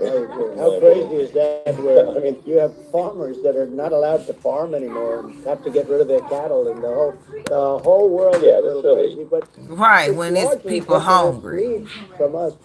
I just say though, I've heard in terms of the fossil fuel, because even to create your electric car and create the electricity needed for the electric car, fossil fuel is what really creates that at the generating plants. And, so you sort of can't get away from it at this moment. I mean, someday you might be able to, but I do hear we have anywhere from 100 to 500 years left. Much of it hasn't even been found yet. Yeah. But there are tremendous, like Anwar. I got Anwar in Alaska approved. Ronald Reagan couldn't do it. Nobody could do it. Everybody tried. Nobody could do it. I got it approved. The first thing that Biden did was unimprove to get rid of it. He ended it. His secretary went in and she ended it. And what a disgrace. That's Anwar. That's bigger, or they think it could be bigger than Saudi Arabia in Alaska. Could be bigger than Saudi Arabia. But they went in and they terminated it, and I'll get it going very quickly, because not only is it big for Alaska, I mean, you talk about economic development, that for the United States, I mean, that is, they say bigger than Saudi Arabia or the same size, and Yep. pure, really good stuff. And, they end it. So I think we have, perhaps hundreds of years left. Nobody really knows. But during that time, something will come around that will be very good. Yeah. Well, I mean, and my estimate would be, a little more aggressive than that, but it's not the sort of like we're all going to die in 5 years stuff. That's obviously BS. But I mean, my view is like if you just look at sort of the parts per million that increments every year, you get sort of 2 or 3 parts per million every year of CO2. I mean, I think some of that it's problematic if it accelerates, if you start going from 2 or 3 to say 5.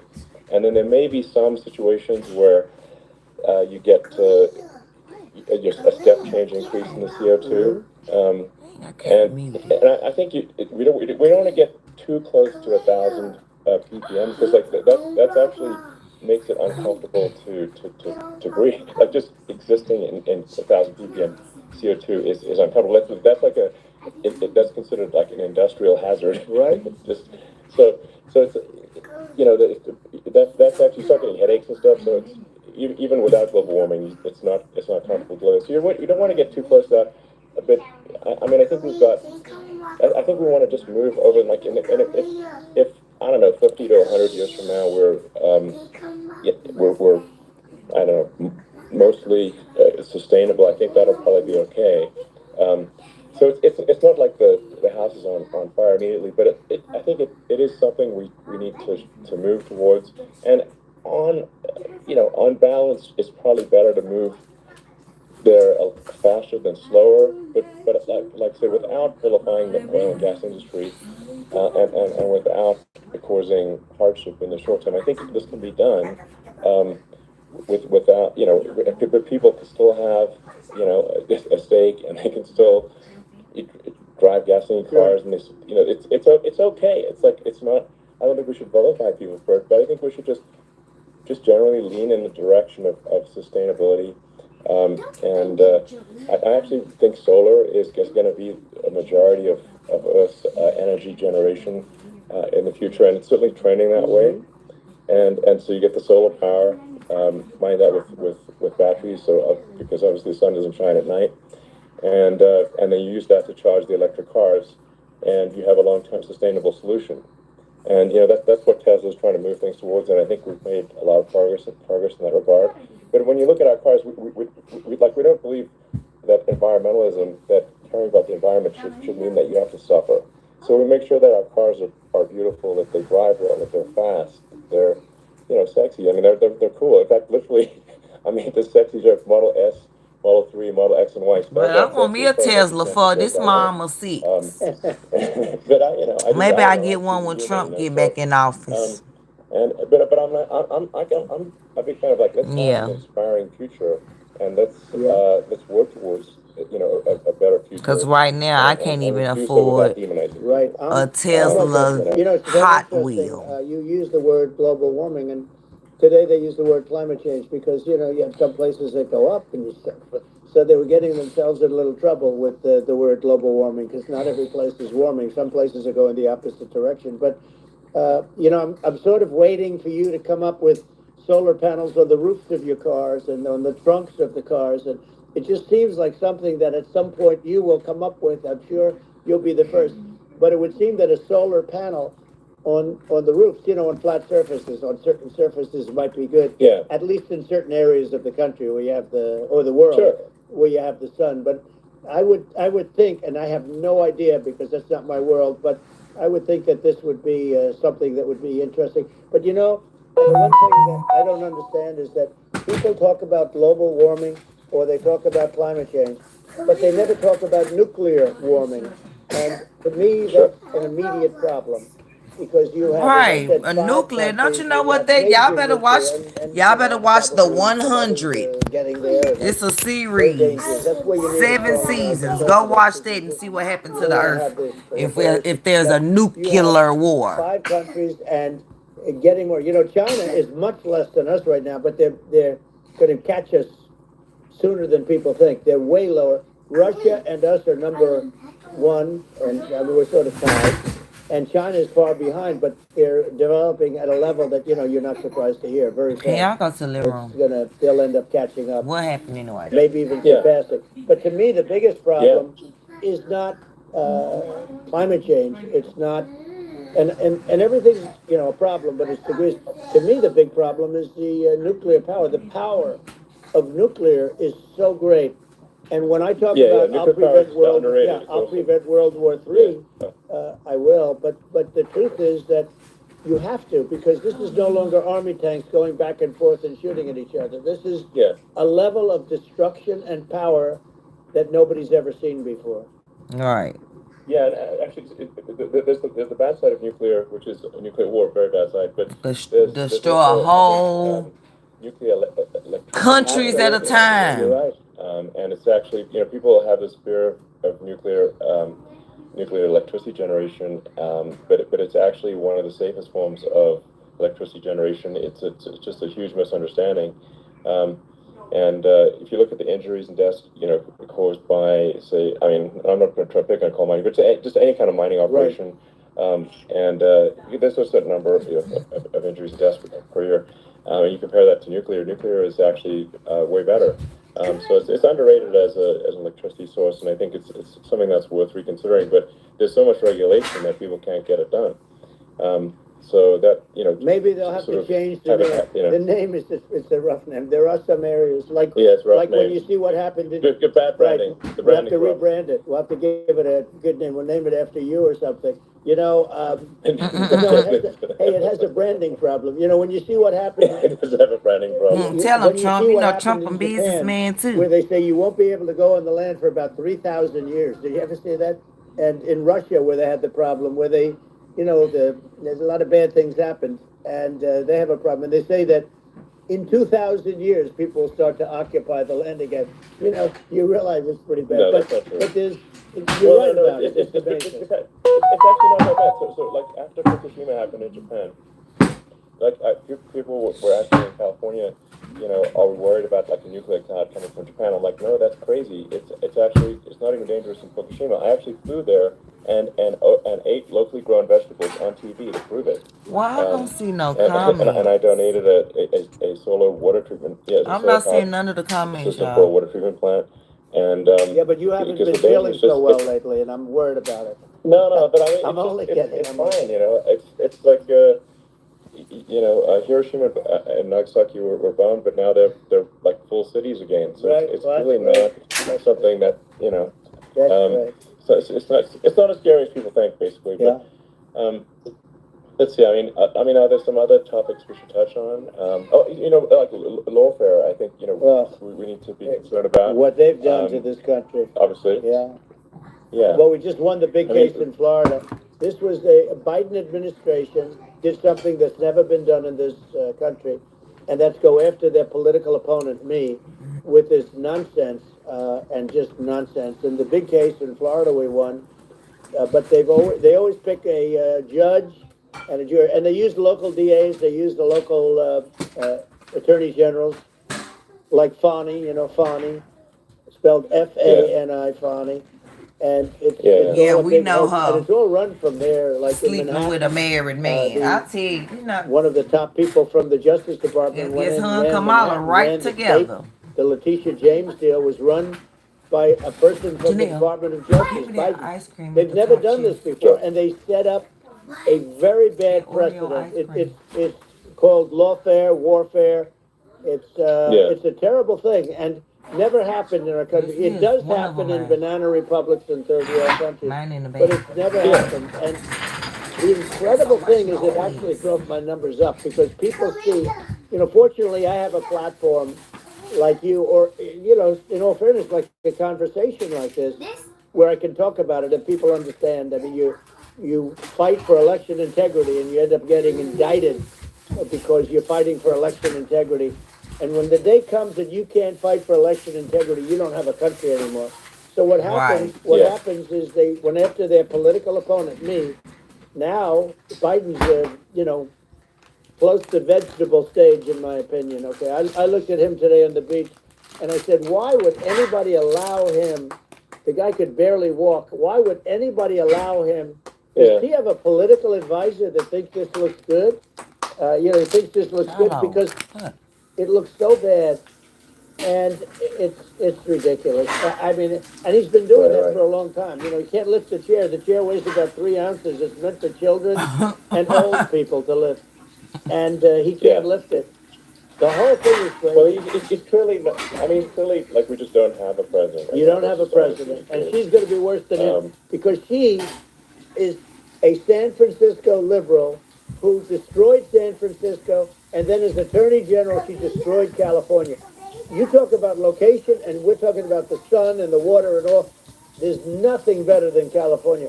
She has destroyed that. She was the original DA. She was the original in San Francisco. She was the original Attorney General in California. What she has done to California is, That's racist. well, you know better than I do. You just left California for a lot of those reasons. And what she's done with crime, with cashless bail, when you kill somebody, I mean, we have states that you kill somebody and they let you out right away. I mean, you don't have to even put up, and then they never find the people unless they kill again, and then they let them out again.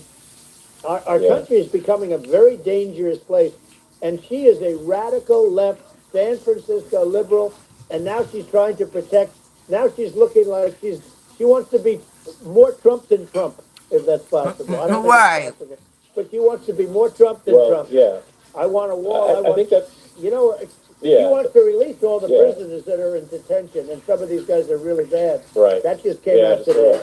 She doesn't want to build the wall, even though the walls work. Walls and wheels. You know, in your business, everything you do is obsolete, almost, well, not the tunnels, but everything is obsolete. Even your rocket ships, they're like a month later, they're obsolete. You find a better way to. The only thing that's not obsolete is a wall and a wheel.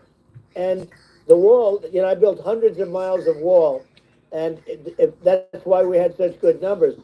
I was going to add 200 miles. We bought it. We could have flipped it up in 3 weeks, and they sold it for 5 cents on the dollar. That meant, I said, wow, that means that they actually do want to have open borders. She wants to have open borders, and now she's going like she's tough on the border. It's such a lie. Yeah, this is simply not true. This is simply not true. And everybody knows it's not true. It's a disgrace that she can say it. No, I mean, obviously, what's happening sort of overnight is they're rewriting history and pretty making much Kamala sound like a moderate when in fact she is far left, like far left. Worse than Bernie Sanders. She is considered more liberal by far than Bernie Sanders. She's a radical left lunatic, and if she's going to be our president, very quickly you're not going to have a country anymore. And she'll go back to all of the things that she believes in. She believes in defunding the police. She believes in no fracking, zero. Now all of a sudden she's saying, no, I really want to see fracking.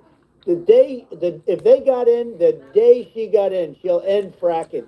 And by the way, if people didn't think that, the lunatics that really believe in that, they won't vote for her. You know, like the Palestinians and Israel. She is so anti-Israel, and she's bad for both. Biden actually did something that was impossible. Both sides hate him, you know, both sides.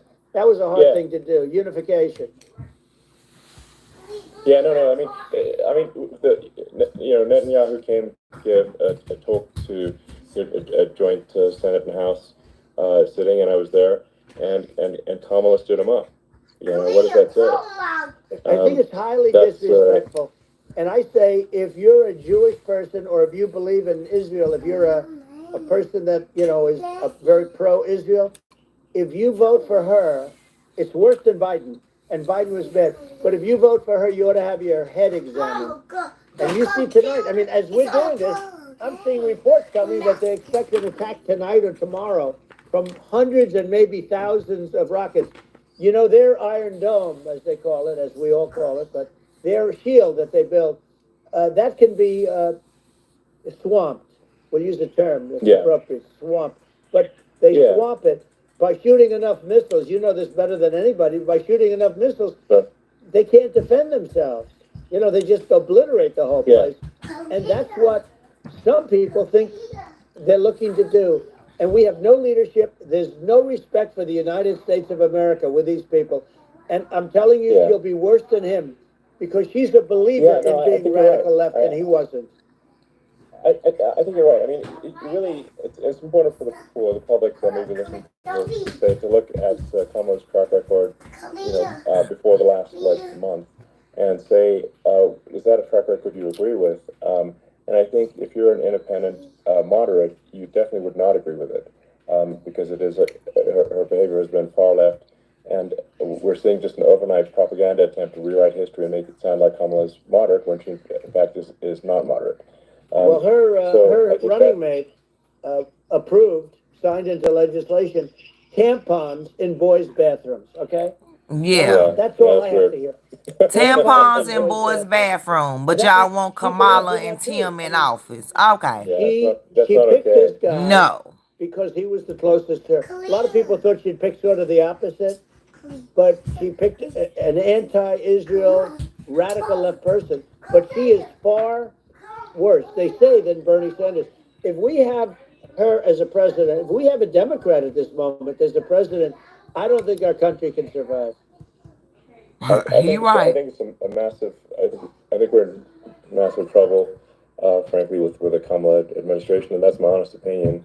And I think really it's essential that you win for the good of the country this election. And I mean, I'm just stating my opinion. Now, you may have seen this, but I got a letter from the EU Commission, like saying, to not have disinformation on during this discussion that we're having, and there's a lot of attempts to do censorship and to force censorship even on Americans from other countries, and what do you think about that? Well, I know the European Union very well. They take great advantage of the United States She'll in come in trade, a as you minute. know. We, through a different forum, NATO, we protect them, and yet if you build a car in the United States, you can't Shiloh, sell it in Europe. You hush. just can't sell it. She's not in It's here. impossible. The same thing with our farmers. Our farmers find it very difficult to do business. We have a deficit with them of $250 billion, which people don't know. It sounds so nice, the European Union, but let me tell you, they're not as tough as China, but they're bad. And I let them know it. And that's probably why they notified you. No, they don't treat our country well. We defend them, with Ukraine. So we're in for 250 billion, and they're in for about 71 billion, and they have the same size. If you add up the European nations that in terms of an economy, it's about the same size. When you say as us, and they're in, and they're in much greater risk. They're right there. We have an ocean separating us from. In this case, the enemy would be Russia. Used to be for the Soviet Union, but let's assume they're close enough. And what happens is they're in for 70-something million. I think even less than that billion, and we're in for about 250 billion, and it could be a lot higher than that. And I say, why aren't you going to equalize? Why aren't they paying what we're paying? And they're in much more, it's much more important for them because of the fact that, they're right near there. Right. Why are we paying so much? We're not. But they should, and I did it with NATO. There were only 7 countries that were paid up in NATO out of 28 at the time. Don't talk And so loud. the United States the United States was subsidizing NATO, tremendously subsidizing NATO. And I said, I went in and I said, you got to pay up. If you don't pay up, we're not going to defend you any longer. I took a lot of heat, but you know what happened? Billions and billions of dollars came flowing in, and I think a lot of the public isn't aware of the fact that the United States pays a disproportionate share of the NATO expenses, and then we get taken advantage of on trade. So think about it. Yeah, well, I mean, the point of NATO is defending Europe, and it's it's like, then okay, well, why is the United States paying disproportionately more to defend Europe than Europe? That doesn't make sense. That's unfair, and that is an appropriate thing to address. Well, when you talk about cost cutting and savings and everything else, I mean, honestly, look, there's nobody that feels worse about the Ukraine situation than I do, because I know it would have never happened. I know Zelensky. He was very honorable to me, because when they went with the Russia hoax, and they said I had a phone call with him, he said it was a perfect phone call. It was a great phone call. He could have grandstanded and, said, he was very threatening. He said, no, it was a very nice phone call. I called him up to congratulate him on his describing win, Dewan. and you end up getting impeached, because these people are lunatics. I was talking about the difference from the people within and the enemies on the outside. In many cases, the people from within are more dangerous for our country than the Russians and the Chinese. If you have a smart president, you're not going to have a problem with them. You're going to do things. Yeah. Now, they've taken advantage of us incredibly, but you're going to do things with the right person. Yeah, well, I think it's obvious that you're a believer and an advocate of free speech, because during your first term as president, you were attacked relentlessly every day, often very unfairly with false attacks, and you didn't try to shut down the media. You didn't try to inhibit their freedom of speech, and I think that says a lot. Well, the good thing is that you and I have, and some people, very few, we can get the word out. Although sometimes it's hard because they don't want to print it, like we're having a great conversation right now. Kamala wouldn't have this conversation. She can't, because she's not smart. She's not a smart person, by the way. She can't have this conversation. I agree. Biden, we don't even have to talk about it. I mean, no. He couldn't have this conversation. He would have given up on the first half of a question. He would have walked out. He would have said, where am I? Where am I going? So anyway, but, no, he wouldn't have this. That's true. Not a lot of people would have this conversation, but we cover a lot of territory. But the beauty is that we can have a conversation, and I'm able to get it out without because I get treated fairly. This is a really big point. You can actually have a conversation with you. Yeah, it's nice, isn't it? And you can't have a conversation with Biden or Kamala. It's like it's not possible. Yes. So it's like talking to an NPC. Quit getting mad and play the Well, game. but think of it. We need a man or person who's unbelievably sharp in order to stop all the nuclear danger and all the dangers that I'm talking about. And I got along with all these. I got along with Kim Jong-un. We had dinner, we had everything, and he really liked me, and I got along with him really well. By the way, he's the absolute boss over there. A lot of people said, "Oh, do you think he will?" Let me tell you, I saw things that you don't want to know about. He is the boss. But we had a good relationship. And he doesn't like Biden. He considers him a stupid man, he said. He's a stupid man. Well, at least he speaks his mind. But, in this country, you're not sort of allowed to say it, but I guess you are. You should be allowed to say it. Yeah. It's true. But we need smart people, and we need people that have an ability to lead. And she doesn't have that ability. Can you imagine? Now, Chairman Xi very well. Can you imagine her and him negotiating or No, even I couldn't. standing together? It is. We're gonna go past through the time, and through the time will pass because in order to pass through the time, we have to pass through. Beautiful actress. The time must come to pass. Right. And actually, she looked very much like our great first lady, Melania. She didn't look like Camilla. That's right. But of course, she's a beautiful woman, so we'll leave it at that, right? Yeah. Well, maybe it's like I think part of what people in America want to feel excited and inspired about the future. They want to feel like the future is going to be better than the past, and that America is going to do things that are greater than we've done in the past, reach new heights that make you proud to be an American, and excited about the future. They want the American dream back. They want the American dream back. More important than anything else. It's like you don't have that today because the people, they've been just sucked. They see incompetent people running our.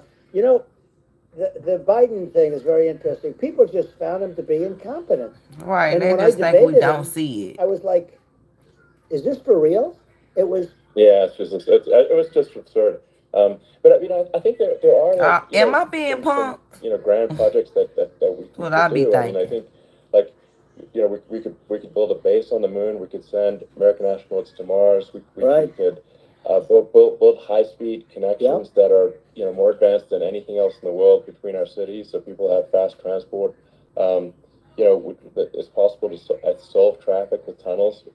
We've already made great progress in Vegas doing that, and and just do things that are exciting and inspiring and make the future feel like it's better than the past. Well, I saw what you did in Vegas, and I'll tell you, it was amazing. I got to see. I took a big glimpse at it, and it's incredible. It's incredible, and you could do that all over. It's deep. Yeah, you don't even need much structure. Assuming you're in the right area. No, it's straightforward. It's amazing. So I think we could do some things that like China's got incredible high-speed rail between its cities, but I think it's actually possible with tunnels if with deregulation, with an ability to actually where it's like illegal to actually do the tunnels. I think you could have high-speed tunnels that are actually better than anything else in the world for high-speed transport between cities, and that would be something that Americans can say, "Wow, okay, we've got something that's cooler than anyone else in the world." That's the kind of thing that makes you proud to be an American. And much safer than surface trains, where there is a danger there. With crazy people, it's much safer, much better. And it's sad because I've seen some of the greatest trains. I find it fascinating, and I've seen the systems and how they work, and the bullet trains they call them, I guess, and they go unbelievably fast, unbelievably comfortable, with no problems. And we don't have anything like that in this country, not even close. And it doesn't make sense that we don't. Doesn't make sense. Yeah, and I think also there's, I'm kind of hopping on the excess regulation, but I think something that that I think people can generally understand is that what happens with laws and regulations is that there's more and more of them every year, and unless there's a process to clean them up, eventually everything becomes You're right. illegal, and that actually it slows down the development of new technologies. I mean, if you take the sort of like I think there's room for some reform at the FDA for Yeah. improving the speed with which we approve drugs that could help save lives and improve people's Yeah. lives. Right, and And not I worked just very keep hard them on on that so that we drugs got the that whole down time to to the make lowest number money. ever. And we got therapeutics approved in the FDA that people can't even believe the speed. But I took them on. I don't think they like me too much, but I got things approved in the FDA at numbers that they wouldn't believe. And, you know, it's a very bureaucratic group. Actually, it's a fine group of people in many cases. I got to know a lot of them, but I was pushing them really hard for Regeneron, for so many different things that were really pretty amazing. But the FDA takes too long.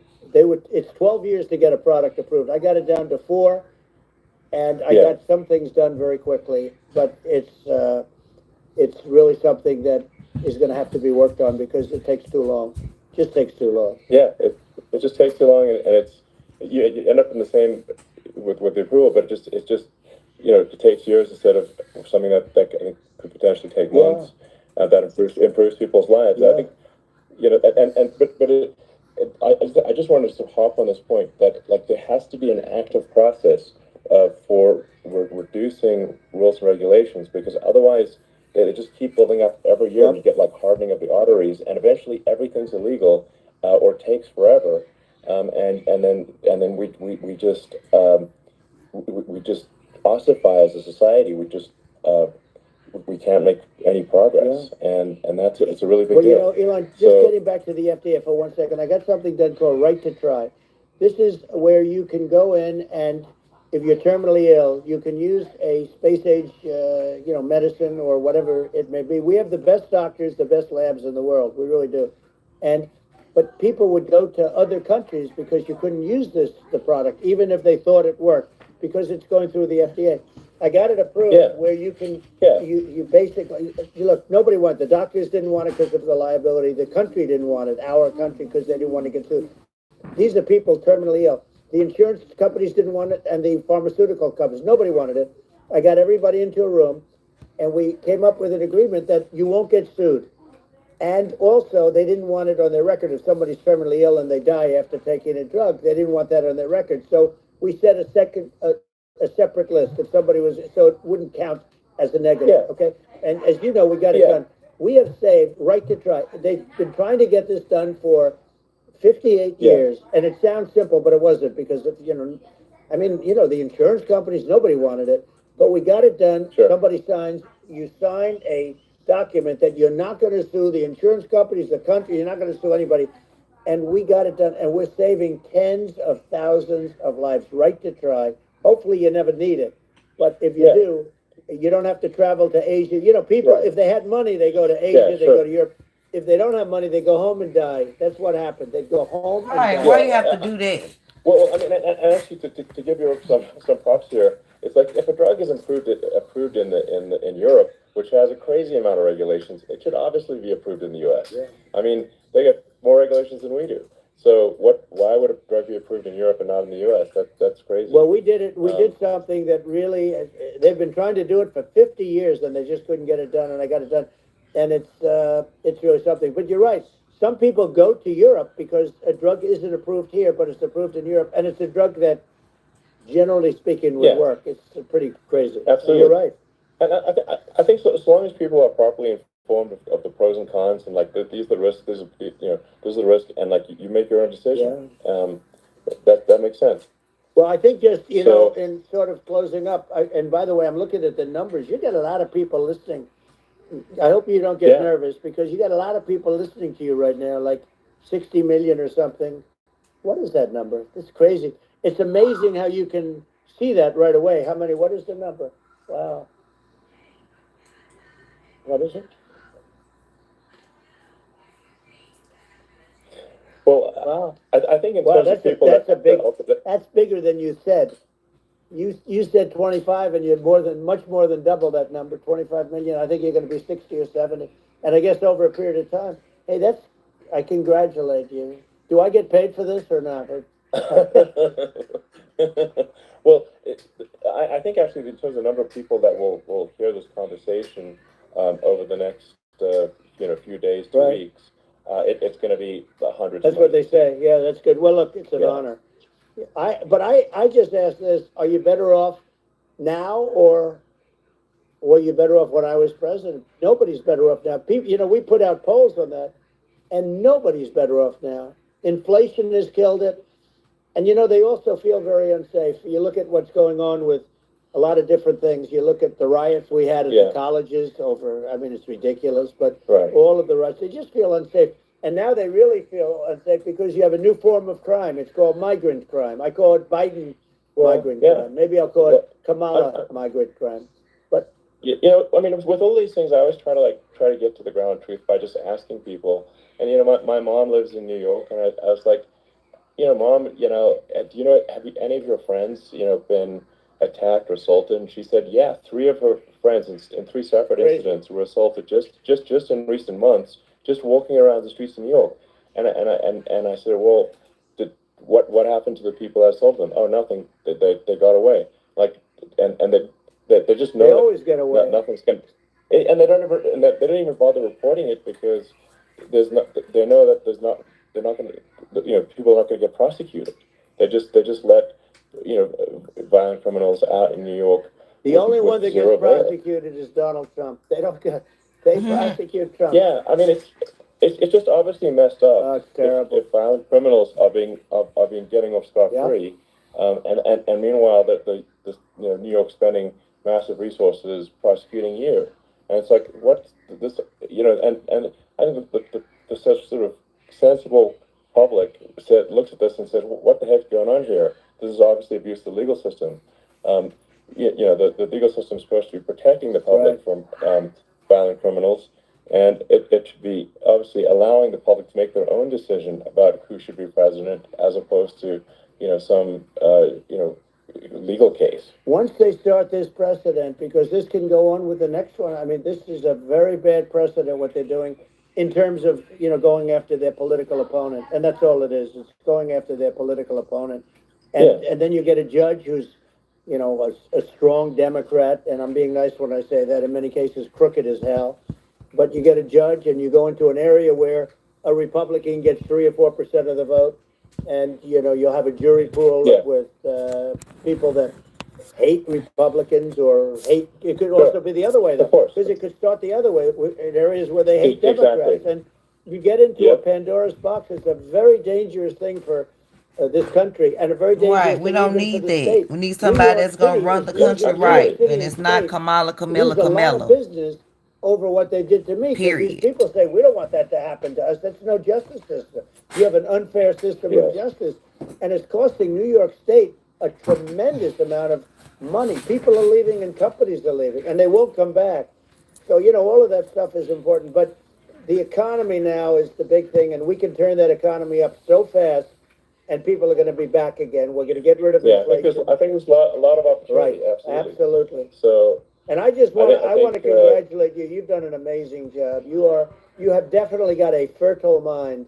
We can talk. You and I can talk about rockets. It's kind of you to say thank you. Tunnels. We can talk about tunnels and rockets and electric cars. Yeah, let's talk about the tunnels, Trump. And now I want to make sure I'm at the tunnels if need be. So it's where the tunnels at? It's an amazing thing you've done, Elon.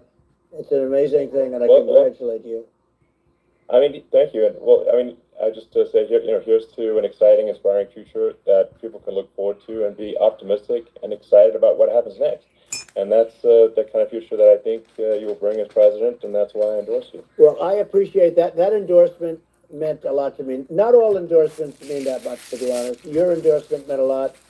And, we have a phrase, make America great again. Well, my endorsement as a mom of 6, black mom of 6. We can do it now, but if we were going to suffer another 4 years, over like we suffered for the last 90% black, probably. I'm not sure the country can ever come back. That's how bad it is. Even if it's bad. We have to, $10, it's going to be what I can give. It's a big risk. It's a very real risk. Because, you know, inflation. To note to people listening, I've not been very political before, and if you look at my record, I've actually been. I'm not like, since they try to paint me as like a far right guy, which is absurd because I'm like making electric vehicles and solar and batteries, helping with the environment, and I actually I supported Obama. I stood in line for 6 hours to shake Obama's hand when he was running for president, and so it's not like I'm like some sort of dyed-in-the-wool long-term Republican. I call myself, historically a moderate Democrat, but now I feel like we're really at a critical juncture for the country, and I think a lot of people thought the Biden administration would be a moderate administration, but it's not, and It sure obviously is not. that we're just going to see an even further left uh, administration with Kamala. That's my honest opinion. I mean, her dad is literally. I mean, she was brought up as an actual. Her dad is a Marxist economist. You can Google it. I mean, it's not a. We're not making this up. That's how she was brought up. So, and we want to have a future that is prosperous, and I think we're just at this critical juncture, and I think this is a case of the America is going to at a fork in the road, and Sure. And I think it will take the path, like you are the path to prosperity, and I think Kamala is the opposite. Then that's my honest opinion. I'm gonna get attacked like crazy, and I've also experienced quite a bit of lawfare myself, but I'm just trying to tell people my honest opinion, and I haven't been really active in politics before, and I'm just trying to point out that my track record historically has been moderate, if not moderate, slightly left.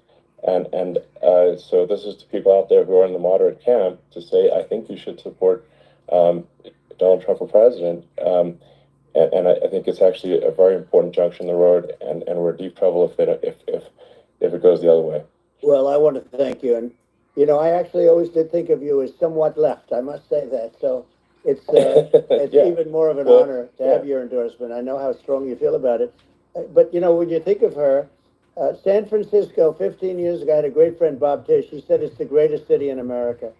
And now it's almost not livable there. And California likewise. And she was involved in the destruction of San Francisco and the destruction of California. And she will be involved in the destruction of our country if people are so unwise as to elect her. And I hope that doesn't happen. And I hope the elections are going to be run honestly. And we're going to turn this country around. We're going to do things and we can do it fairly quickly. And we have to get rid of the criminals that have been, given to us by other countries as they laugh. They laugh at us. They think we're stupid to accept these people. These are radical, stone cold killers in many cases and terrorists. And they're in our country by the hundreds of thousands. Yeah. And we have to take them out. Yeah, I mean, if I could summarize it, perhaps, I think these are issues that I think most people in America would agree with, which is that we want safe and clean cities, we want secure borders, we want sensible government spending, we want to restore both the perception and reality of respect in the judicial system, stop the lawfare, and I think that's like, and how are those even right-wing positions? I think those are that's just common sense, and that's I mean, would you agree with that? 100%. I don't understand, the whole, they call it progressive. They don't like the word liberal anymore, but call it liberal or progressive. I don't understand how somebody could say that it's okay for them to empty prisons into our country.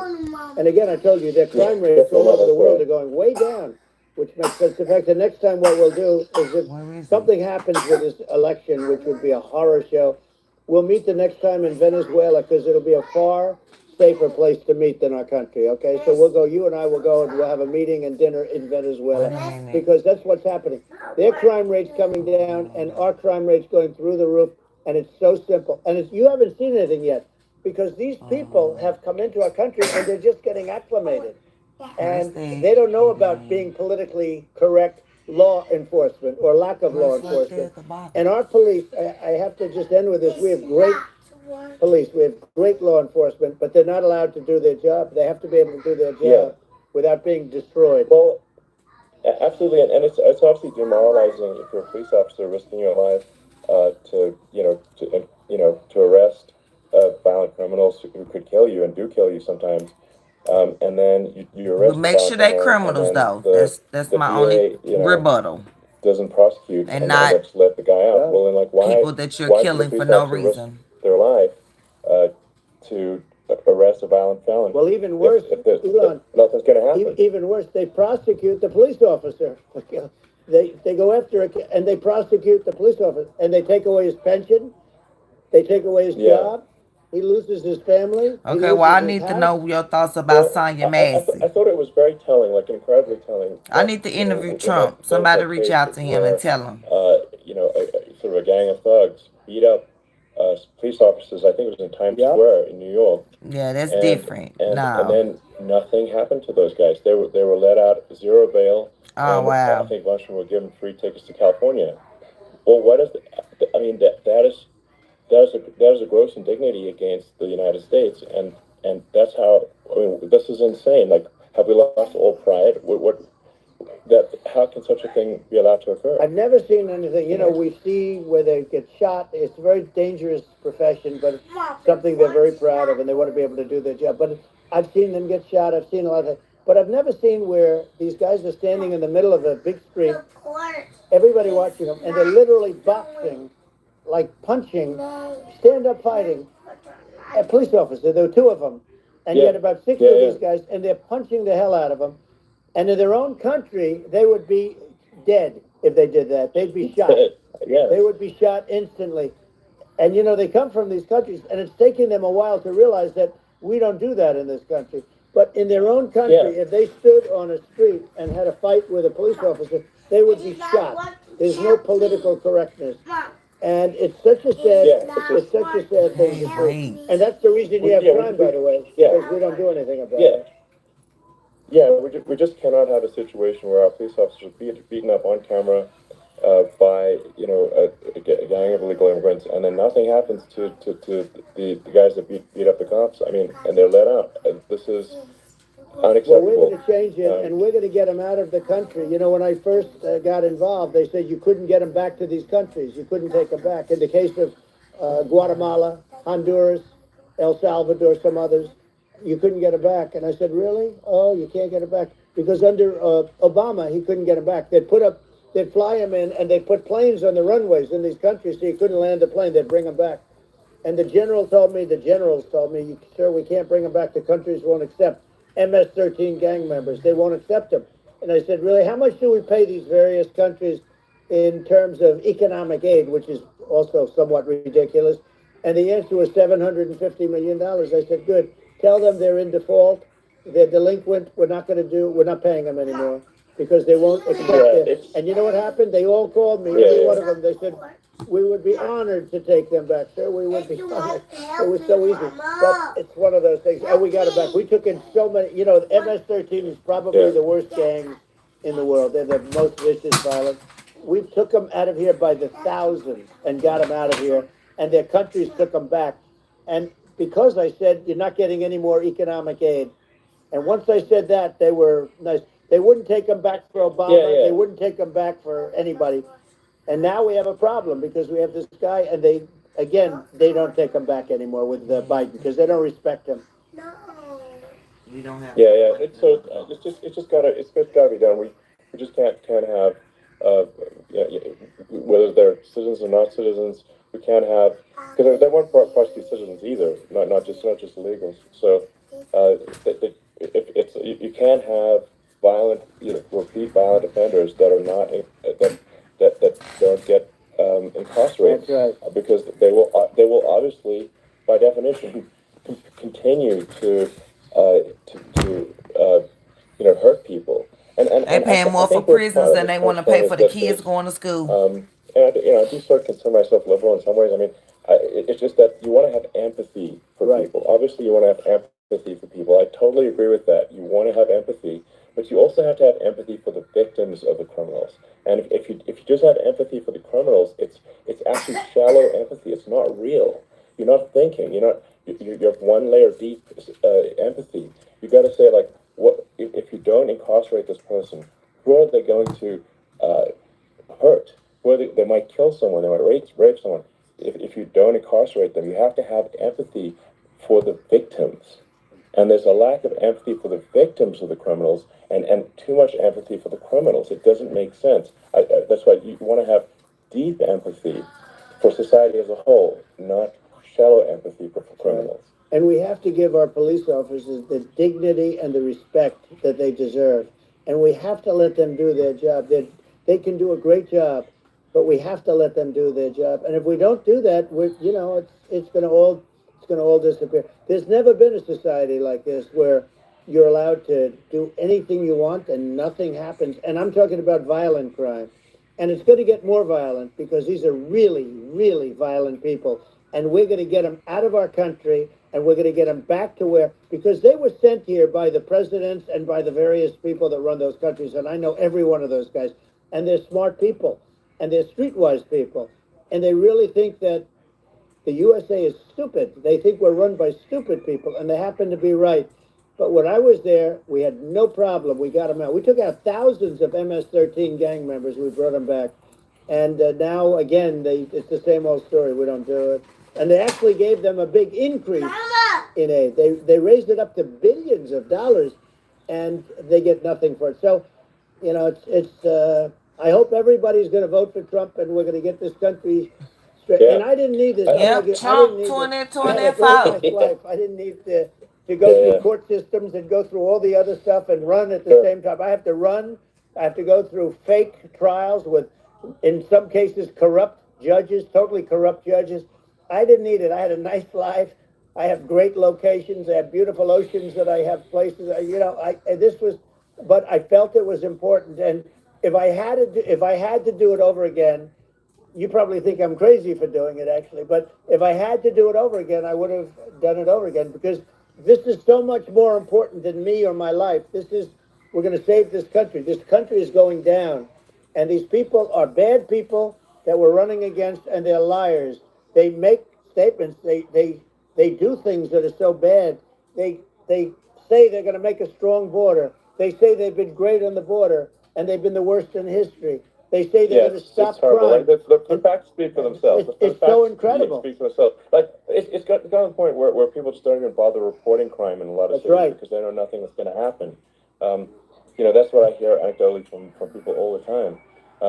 So it's just my values. I'm just saying to people out there, like the things I think are important for the future is like we've got to have safe cities, we've got to have secure borders, we've got to have sensible spending, and we've got to have deregulation, and so we can have a prosperous future. And then we want to have some exciting, sort of moonshot projects that people can get fired up about, and that's the future I'm looking for. And I'm pro-environment, but I'm not against. I'm not like I don't think we should vilify the oil and gas industry because they're Yes, keeping he's civilization live. going right now. And but I do think we want to We've been make on here for 2 hours. a reasonable speed towards a sustainable energy You can economy. catch the Those are my values, replay. and I think and so I mean that's why I'm supporting you for president. Well, I appreciate it. We're going to give incentive to companies to come into our country, not to leave our country. We're going to be giving tremendous incentives. We want companies to build here, not to build in other locations. The only one rambling maybe is Elon Musk, but okay, he can make a fine car and a fine house and trying to save the earth. Trump talking with some sense. But you don't hear about Unlike Kamala. Yeah, I hope y'all didn't think y'all came here and I was supporting her because I'm a black woman. Love their lives. I mean, they're going to look because forward she's to not a getting black up in the woman. morning and going to a job that they love, not a job that they can't stand, or not any job at all where they have no money, where they literally have no money, and then they end up with violence and lots of other problems. No, we're going to do some great things, and I learned a lot in the first. We had a great economy and all of that.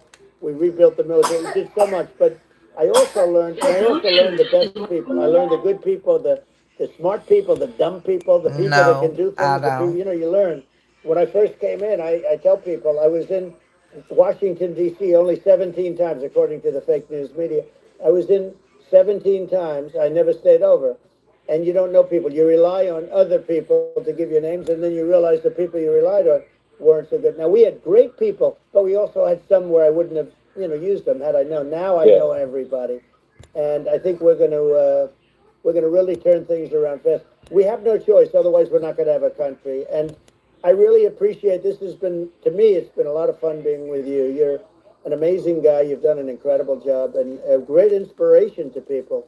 A great inspiration, and I hope you keep going and just continue to do well. And we're going to have a big election coming up, and I think November 5th will be the most important day in the history of our country. I think that election will be the most important election, and I think it'll end up being maybe the most important day in the history of our country, because if we don't win, I just feel so sorry for everybody. I agree.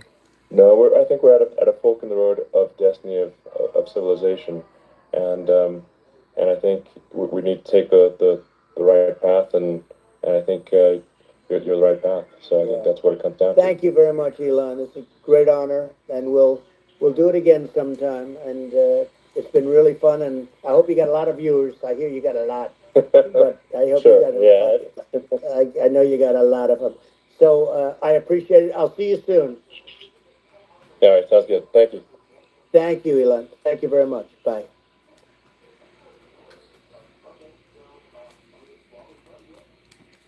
All right.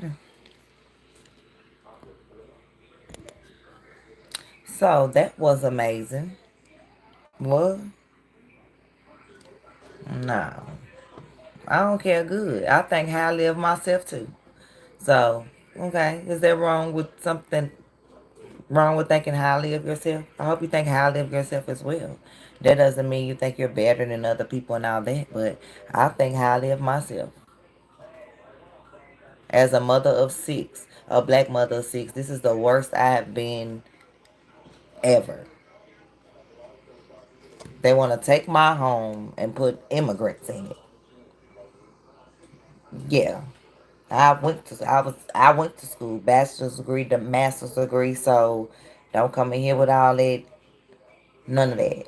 No, I'm not voting for her.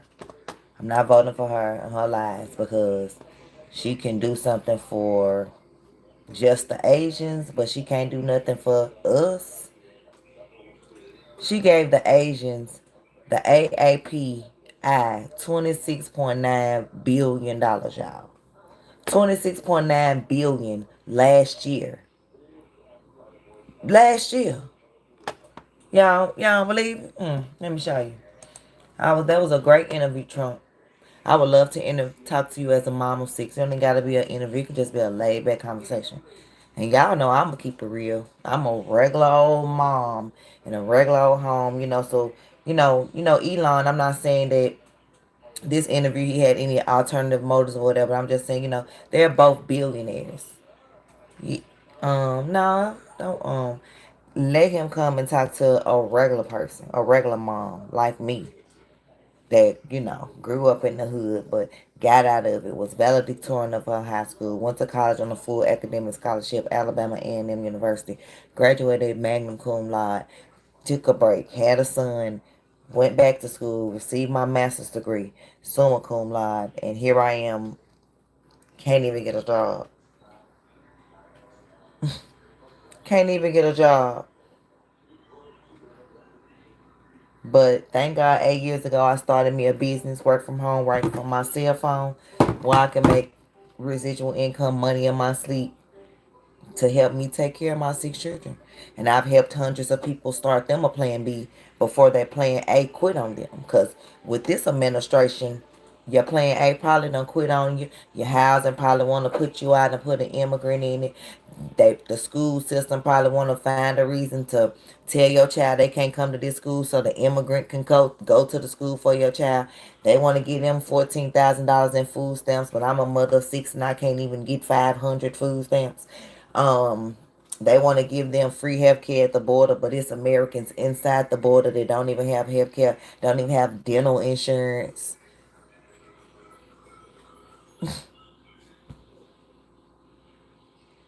struggling. I know I made the most money in my businesses when Trump was in office. I know that for a fact. Him now, okay. I can't even afford a Tesla Hot Wheel right now. Like, yeah, it's yeah. Mama, look The at my car. economy is in Mama, look at my shambles. car. My bro. The economy is in shambles. Inflation, things are going up. Camilla with her different accents. What she want to be today, what she want to be tomorrow. Um, like it's like it. Sometimes it hurts my feelings how naive and brainwashed our people really are. Like for real. Like for real. They'll come jangle somebody in front of us or sing, do a concert. Like, oh, I'm gonna vote for them. I have PayPal and Cash App. Nightbot, that little robot you see in the chat, that's my Nightbot. I programmed him so you can it'll come up in a minute. But it like, or maybe one of my moderators can put it in for you. But it's like I have 6 children. My oldest is 20. My youngest is 4. I know I may not be here when, my youngest child is, living his, best life in his um 50s, 60s, 70s. I may, because, we all have an expiration date. So to think about, I have a black son, 3 of them, 3 black daughters. Daughters getting sex trafficked. They're confusing the children, don't know if this is a man, this is a woman, want to teach them about gender identity and sexual orientation in kindergarten at 4 and 5 years old.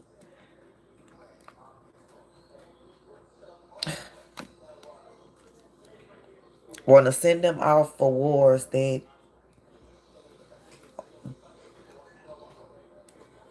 God doesn't approve of, and it causes us to lose loved ones. We got Kamala done stole, what they call it, stole the nominee. Biden stole the election last year. And here we got Tim, stolen valor, lying about serving in Iraq. And why? To get in the office only to bamboozle us like they doing now. She already in the office, been in the office 3.5 years. Why do we have to vote her president in order to see something? We already see what she gonna do. Nothing. We already see what she's gonna do. We already heard what she's gonna do. And do I need to remind you? Because I don't have a problem reminding you. Hit the like button, please. Hit the like button. Hold your thumb down. Hit the like or hit the 3 dots at the right, top right. But she already told us what she's going to do. And let me remind you.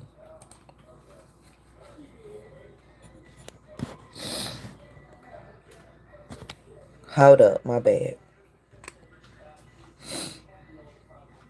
Oh, man, rewind it. Look, I'm all emotional. Thinking about my children's future. More time. Let's listen to that one more. That one more time. So I'm not gonna sit here and say I'm gonna do something that's only gonna benefit black people. No. One last time. One last time for good measure in case you didn't hear. I'm not gonna sit here and say I'm gonna do something that's only gonna benefit black people. No. She already told you she's not going to do anything for you. She already told you that.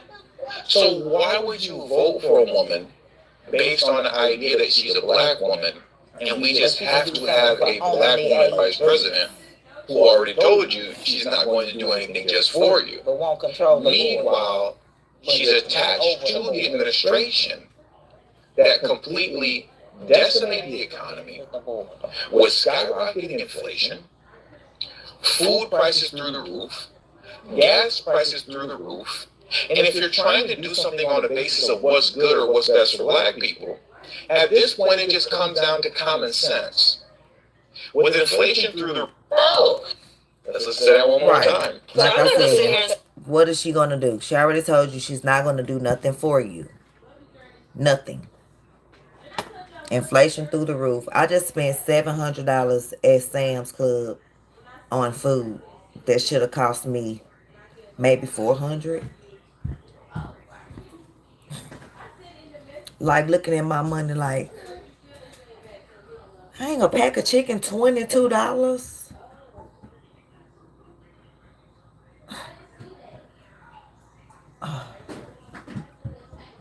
But I gotta feed my 6 kids, right?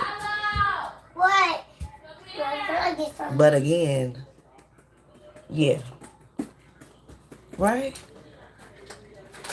Then when they ask her what she's gonna do about inflation, this is what she said.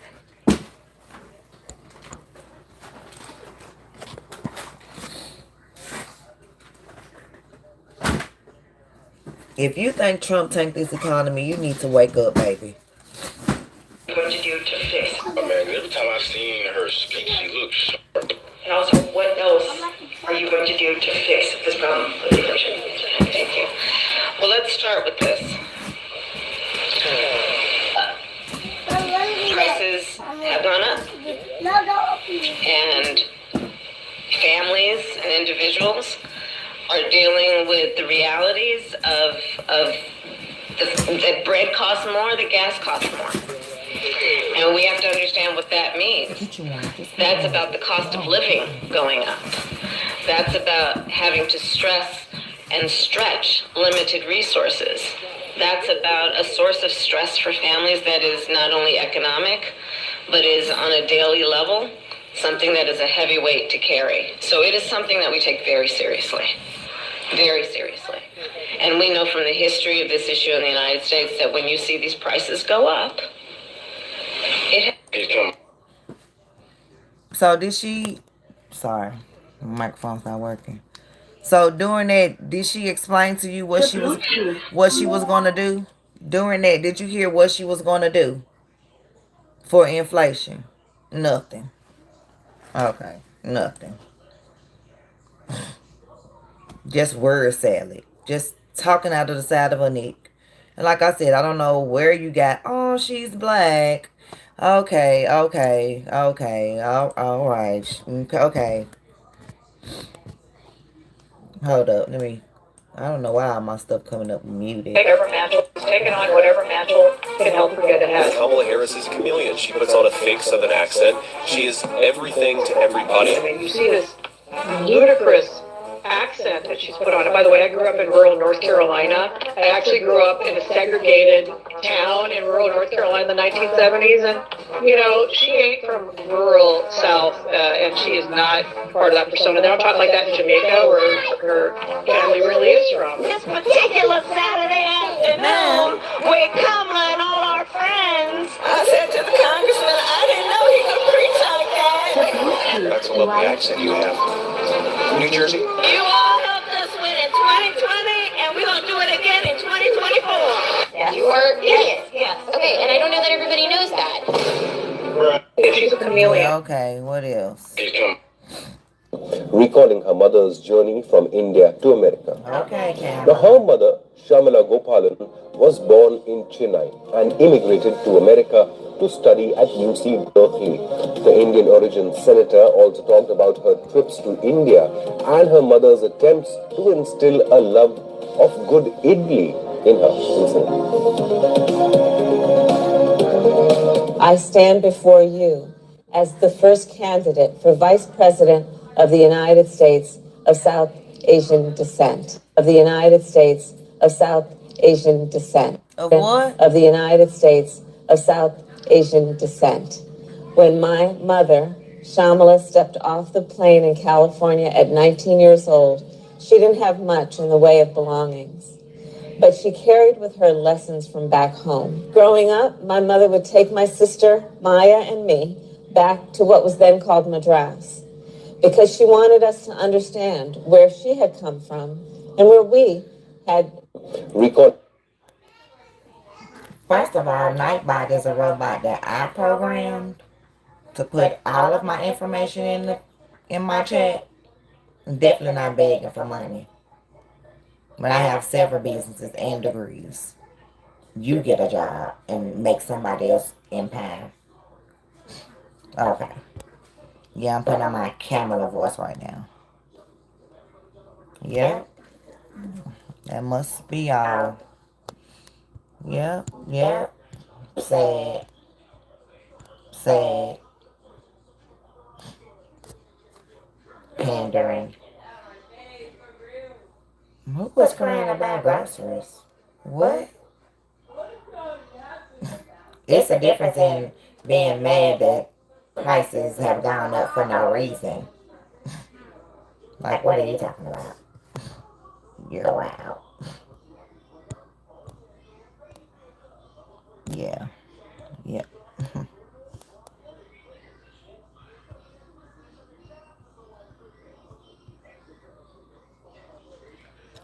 You probably have no groceries in your refrigerator.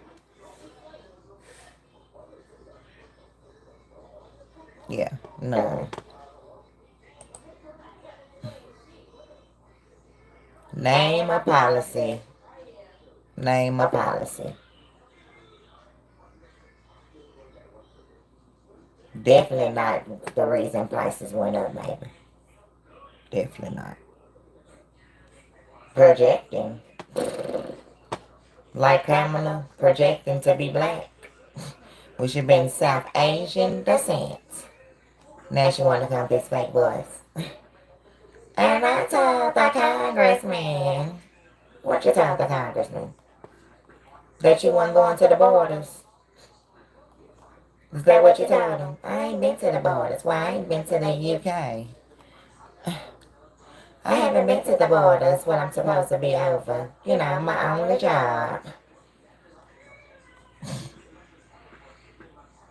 The worst. Let me show y'all what she gave only Asians last year. And I'm not just saying that we the only people that deserve money, but I'm just like, don't all struggling Americans deserve money? And not illegals? Shouldn't we get the money first? Should we? I mean, I'm just saying, but let me show y'all.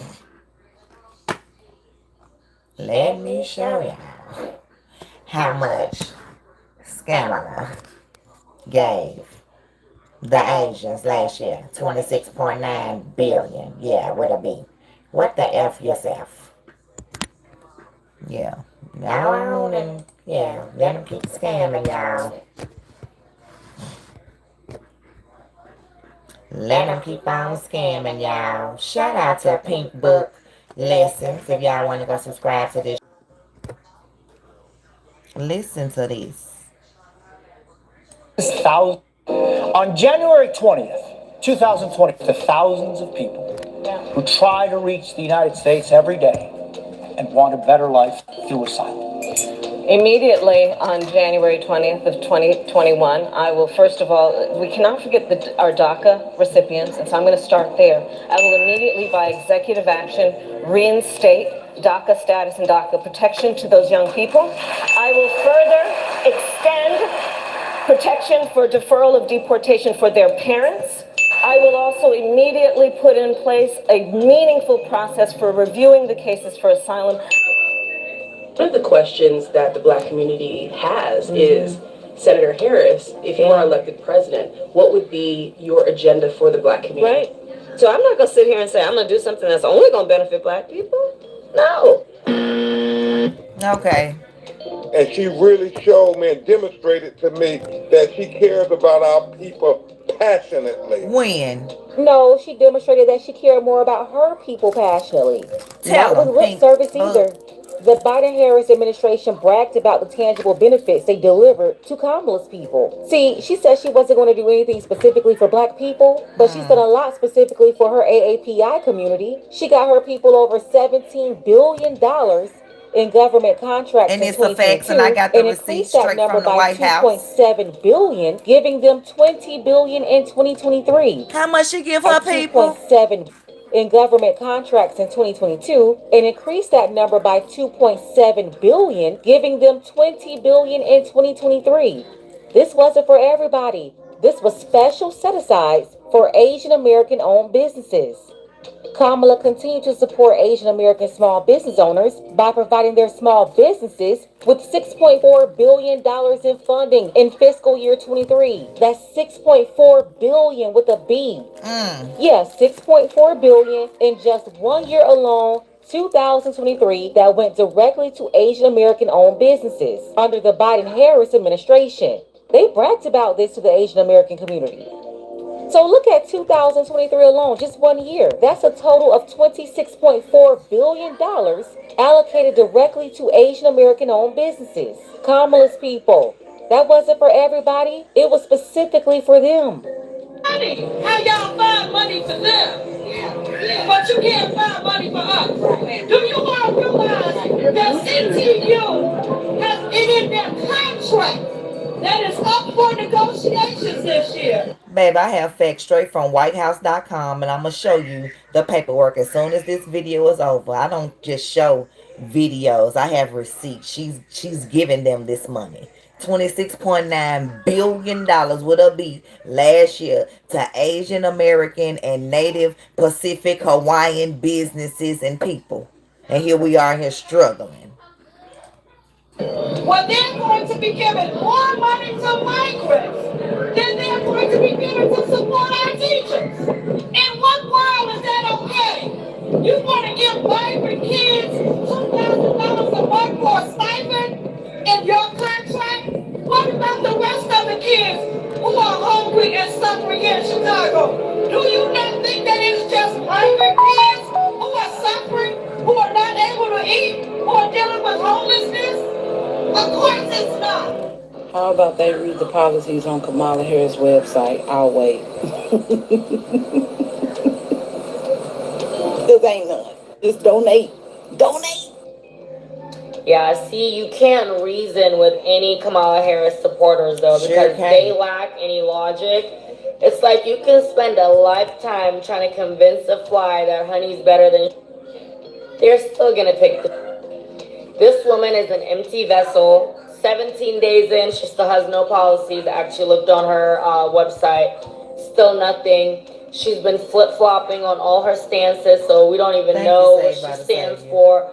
We don't know anything. We don't know anything, and they're still cheering her on. You know, the market crashed yesterday. I think we're about to go into a recession. Yep. Unemployment rate is what, at 4.2%. Yep, got 2 and the fact that they want to continue to vote for this disastrous person is beyond me. I know that lady be having the time of her life cosplaying with y'all. I know when she go home at the end of the night, she be like, these N-words with the ER, not the A, are so damn stupid. I don't have to waste my time writing no speech. I ain't got to waste my time telling them what my policies, morals, and stances is for the American, what I plan on doing for America. All they care about is the continued overall sexualization of black women. All I gotta do is talk in a southern accent. No, I'm not from not damn southern state. Right. And you all helped us win in 2020, and we're gonna do it again in 2024.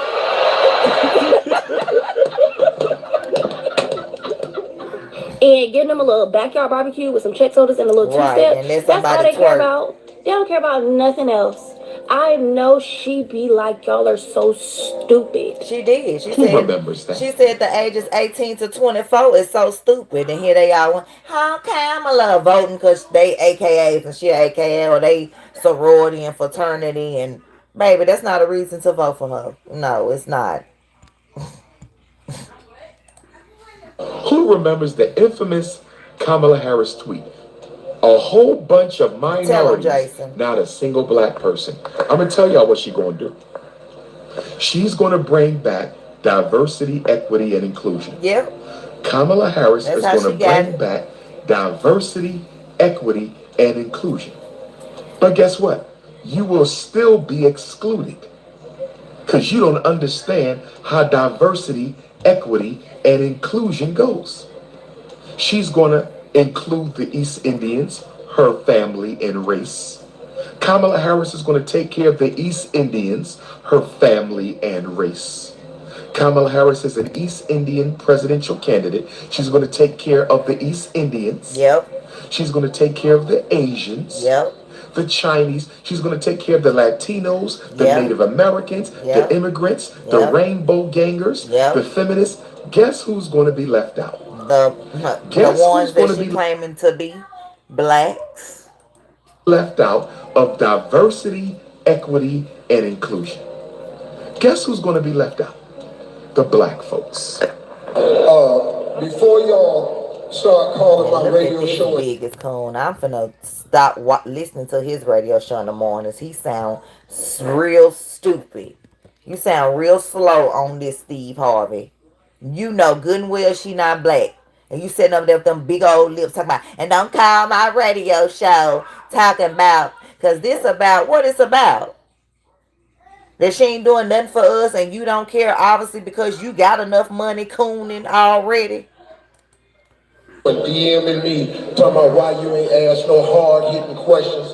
That ain't what this is. I'm throwing a lob. This is an alley-oop for a dunk. Because this administration needs to get the word out of what they're actually doing and what they're actually accomplishing.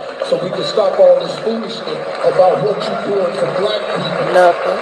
Can't nobody come out with no agenda and call it this for black people and expect to get in the White House. Really? You got to play the game different. Y'all know what this is. So now she already in the White House. For her to dunk. See, I'm on this. Ain't she already in the White House? Been there for 3.5 years and haven't done nothing. So what are we waiting on? Why do we have to vote her president for her to show us that she's still not gonna do anything? Talking about you can't tell us you're gonna do something for us until you get in there. You're right. Which why she done gave the Asians all these billions in 2 years time. 26.9 billion plus 17.3 billion you added up in 2 years time. You know what Americans could have done with that? Wow. Wow. And then they try to use so-called celebrities, people, baby. That's why I tell y'all, honey, you don't need to worship nobody but God. Nobody but the number one, the only the creator. Because listening to these people will have you lost and in war. Name something she's done. She over the borders and haven't been to them. And her response is, well, I haven't been to the UK. Are you over the UK? Do you control the UK? No, you don't. You control the borders and haven't even been there. But then we just supposed to, well, no, I ain't no well. I'm sick of well. I'm 43 years old. And no, I'm not being brainwashed by the Democrats. Not once. I'm not. I'm over it. Trump 2024. I already voted in March for Trump 2024. I voted for Trump 4 years ago, and he getting my vote November the 5th, 2024. If they have early voting in Tennessee, hey, I'm there for early voting. I'm voting about who happened. So does that mean my entire ticket is a Democratic ticket? No, that's not how you vote. You vote on who's going to help change. And she's not the one.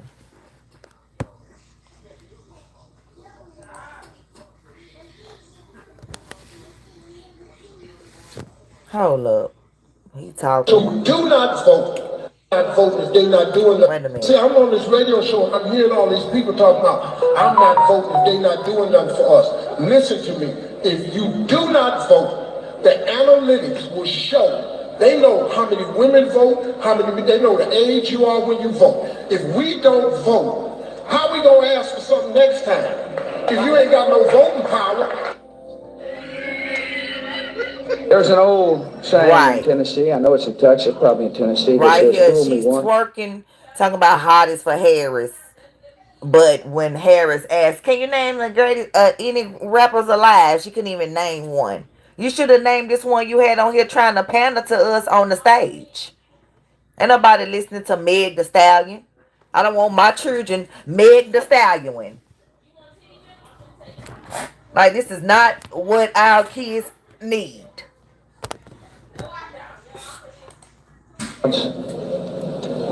Shame on,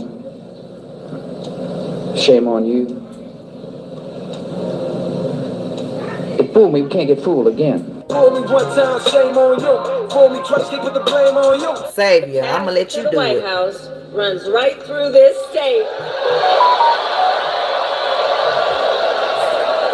And you all Yep. helped us win in I mean, I love Tupac too, don't get me wrong, but they didn't ask her a rapper whose music is still alive. They asked her a rapper that's still alive, so don't try to change it. And then she want to say, oh, it's too many. You couldn't even name one, but you want to be right here quoting rappers. 2020, and we're going to do it again in 2024. Fool me 3 times, the peace sign low. Rain on you. Look at this. Now, they didn't just sign the Asian hate bill either. They gave them tangible benefits, Yeah. resources, money, Billions. not millions. Billions in the last 4 years. 26 billion in a year. And that's just from 2 federal programs alone. Special set-asides for Asians. And the crazy part is the AAPI community, they never got this much before Kamala. No, they did not get this much until the first Indian VP got in there to fight for them. So I'm not going to sit here and say I'm going to do something that's only going to benefit black people. No. You know, they tell us to pull ourselves up by our bootstraps. When they're not only giving Kamala's people the boots, they're tying them up for them. Right. Let's go ahead and get the conversation started. Let me know. Okay. You can say what you want. Whatever. Not voting for her. Now you talking about look at the source of the information. Okay, let's look at the source for the information. WhiteHouse.com. I was waiting on you to say that. Yeah, let's look at the source for the information. Because like they said in here, I do my research. If you don't know, now you know. She ain't done nothing for us. Nothing. I already said she wasn't going to do anything. So, I mean, I don't know why you didn't take her words for it.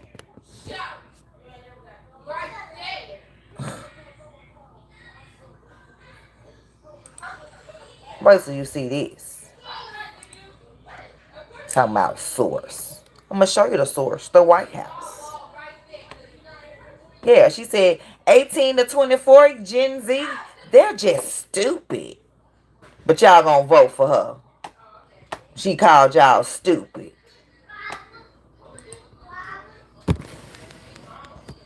Okay, so we looking for sources. Okay. The White House. Fact sheet.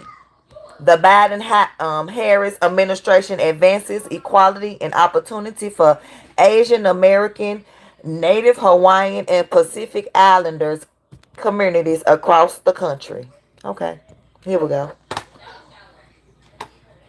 Yeah, okay. This was released by the White House. You gonna say this a fake ad too? Okay. President Biden and Vice President Harris celebrated the diversity of cultures, breadth of achievements, and remarkable contributions of Asian American, Native Hawaiians, and Pacific Islanders communities, abbreviation NHPI, who's also recognizing the systematic barriers to equality, justice, and opportunities that still put the American dream out of reach for far too many AA and NHPI people across the United States. For more than 3 years, the Biden-Harris administration has leveraged the full force of the federal government to ensure the promise of Americans for all AA and NHPI communities, including by issuing an executive order establishing the President's Advisory Committee and the White House Initiative on Asian Americans, Native Hawaiians, and Pacific Islanders.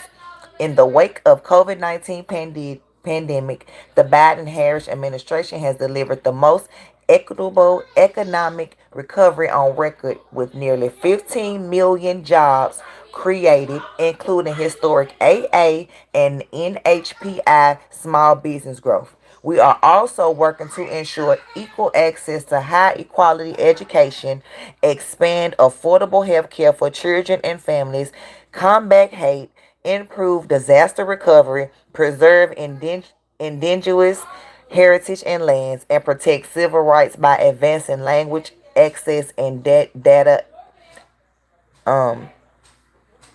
Data equity. I'm tripping. The Biden-Harris administration remains committed to investing in the futures of all AA and NHPI communities. Okay, so let's get into the money that they gave them, since it's lies. I'm gonna scroll down because I'm gonna come back and read this, but I'm not sure how long this is. But I was appalled with what I was reading. I was kind of almost in tears what I was reading. Like I was really in tears. Like, wow.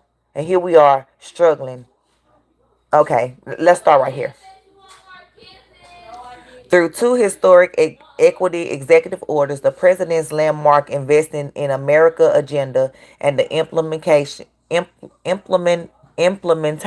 of key legislation, the Biden-Harris administration is addressing long-standing economic inequities and delivering security, mobility, and prosperity for AA and NHPI families and communities.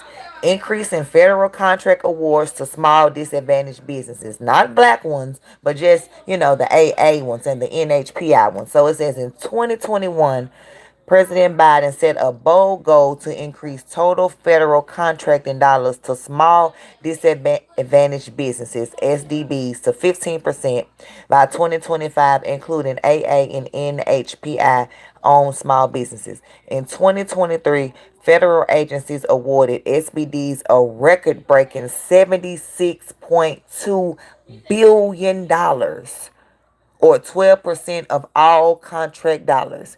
This represents third consecutive year of record-breaking awards to SDBs under President Biden, and puts the administration on track to reach the president's goal of increasing federal contract dollars by SDB by 50% by 2025. Last year, awards to Asian American owned businesses totaled more than $20 billion.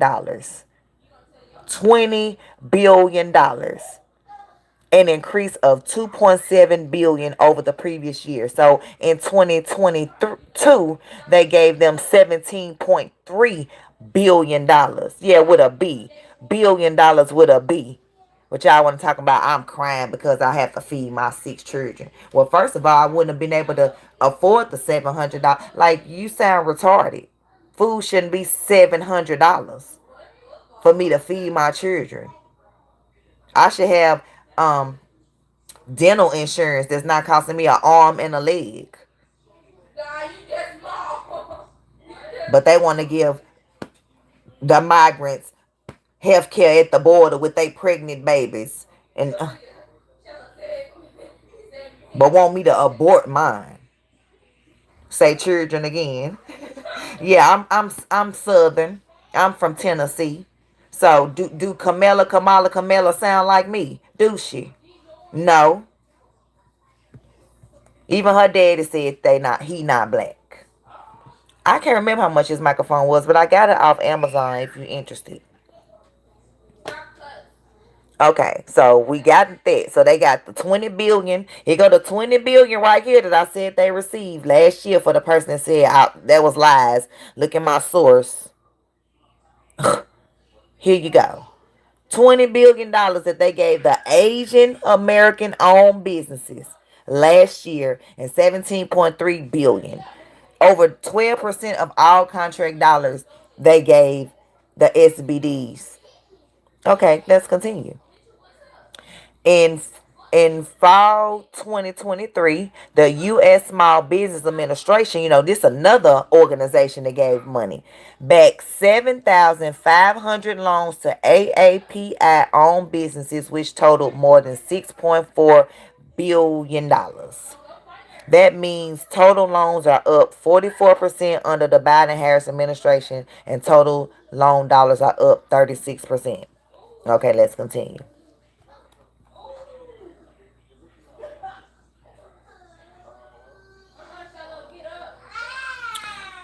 Let's see. Okay, they improving engagement with AA and NHPI businesses and entrepreneurs.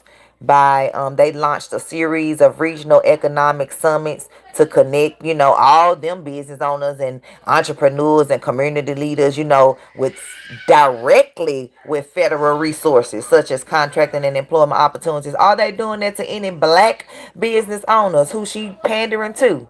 Are they doing that for any of us? No. But they connecting them directly with federal resources. Here we are trying to find a grant to apply for, because I am a grant writer, because I help, people find grants, that can help them grow a business or have a business. But it's like, are you kidding me?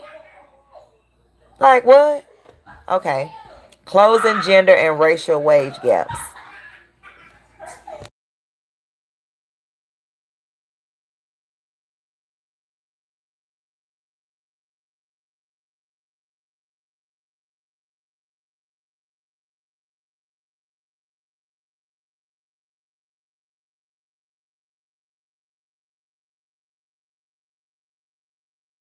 Sorry, I'm back. I had to tell the kids to quiet down a little bit. My mom was 6, like I said, and I'm trying to save my children. And they trying to teach my 4 and 5-year-old sexual identity and sexual orientation and gender identity in pre-K and kindergarten. Anyway, it says AA and NHPI women are overrepresented in nation's frontline and low wage workplaces. Hold up. The Biden Harris administration is taking new actions to combat occupational segregation and advance women's economic security, such as expanding access to good paying jobs and apprenticeships, increasing access to affordable care and support for caregivers, and advancing pay equity and pay transparency. The Department of Labor announced new funding to protect underserved and marginalized women workers from gender based violence and harassment, and also finalized a new rule to restore the expand overtime protections to millions of workers, including AA and NHPI workers. Okay, let's see. Tackling AA and NHPI childhood poverty. Okay. President Biden signed and implemented American Rescue Plan legislation that has powered a historic and equitable recovery from the COVID-19 pandemic, including record low AA and NHPI child poverty in 2021, driven by the expansion of the child tax credit. The president fall 2025 budget would restore the expanded CTC, lifting an estimated 3 million children out of poverty, including in AA and NHPI communities, which experience disproportionately higher rates of child poverty. Yeah, right. What about the blacks? But anyway, advancing educational excellence for AA and NHPI students and institutions. The Biden-Harris administration has made great progress to ensure that high-quality education is an accessible and attainable promise of the American dream for all. From over 160 billion in historic student debt relief for more than 4.6 million borrowers through various actions to securing the largest investment of 130 billion for public education. President Biden is committed to educational equality. All this for the Asian Americans. All this for the Asian Americans. What? Here I am in student loan debt. I have a bachelor's and a master's degree. I went on a full academic scholarship with my bachelor's because I was valedictorian of my high school, because I knew I was going to have to do something because my mama couldn't afford to send me to school. So, I worked hard, and, I was valedictorian, and I was able to go to college on a full academic scholarship. However, getting my master's degree has left me in debt, and Biden has not forgiven my loans. However, he's found 160 billion to forgive the Asian Americans and the Native Hawaiian Pacific Islanders. But okay, let's continue.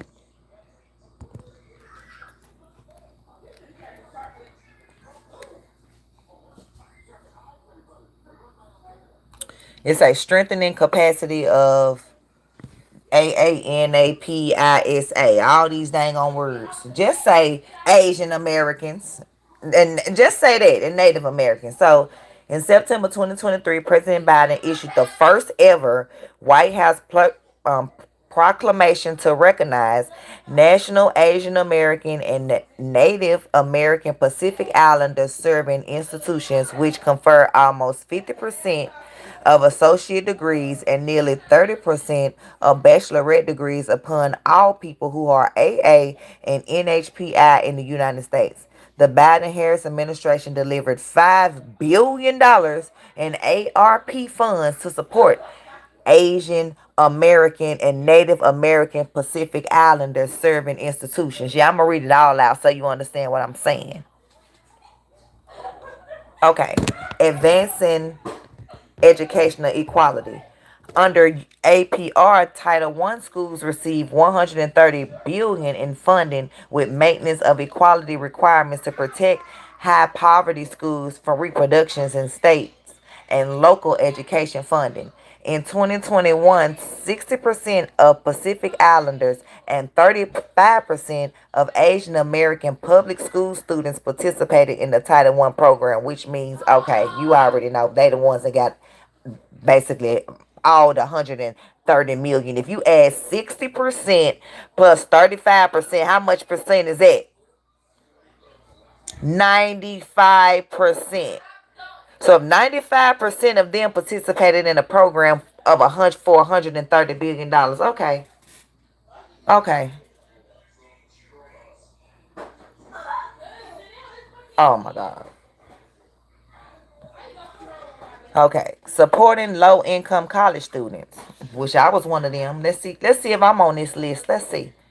The president secured the largest increase in Pell Grants in a decade and has expanded eligibility for the maximum Pell Grant to 1.7 million more Americans, helping low-income students avoid their dream of pursuing post-secondary education. According to the latest public data,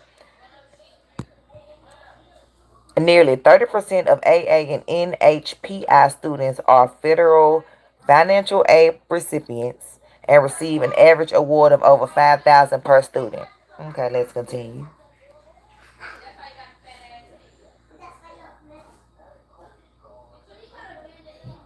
Okay, improving the health and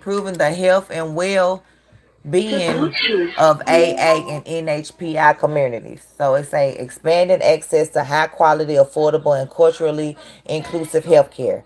Over 45 million people are now covered through the Affordable Care Act marketplaces and Medicaid expansion.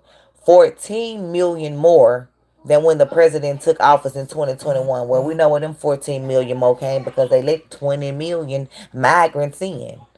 It says in September 2023, the Department of Health and Human Services also announced $8 million in grants to train medical professionals in providing cultural and linguistically appropriate care for individuals with limited English proficiency, including those from AA and NHPI communities.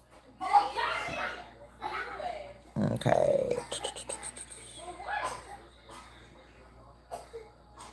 They invested billions of dollars to rid the nation's drinking water, oil, soil, and food supply of toxic PFASs, which are linked to cancer. Yeah, we know what it means, but okay. Because it says they found that Asian American and Native Hawaiian Pacific Islanders have a significantly higher exposure than other ethnic groups. So now they want to do something about it because it hurts them worse. Okay. Okay. I think I've made my point. But if you want to go read this, you can go to the whitehouse.gov and read it.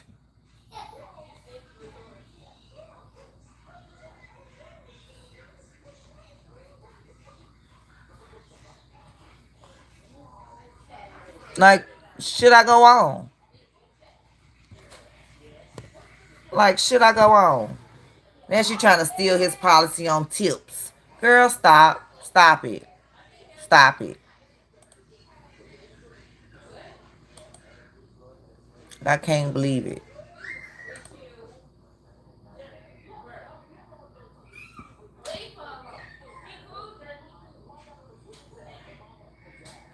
I loved it. I liked that it just was it felt like a conversation to me.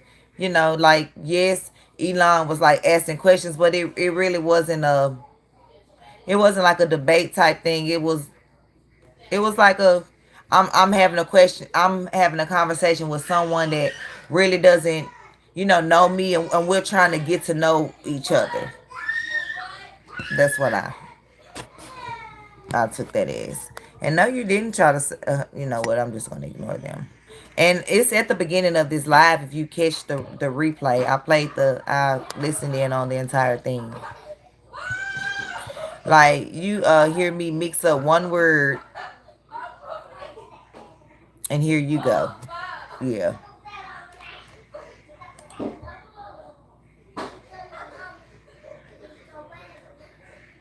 Tell Scamala to learn something about the black community. Now do that. Now can you do that? Bet you can't. What, baby?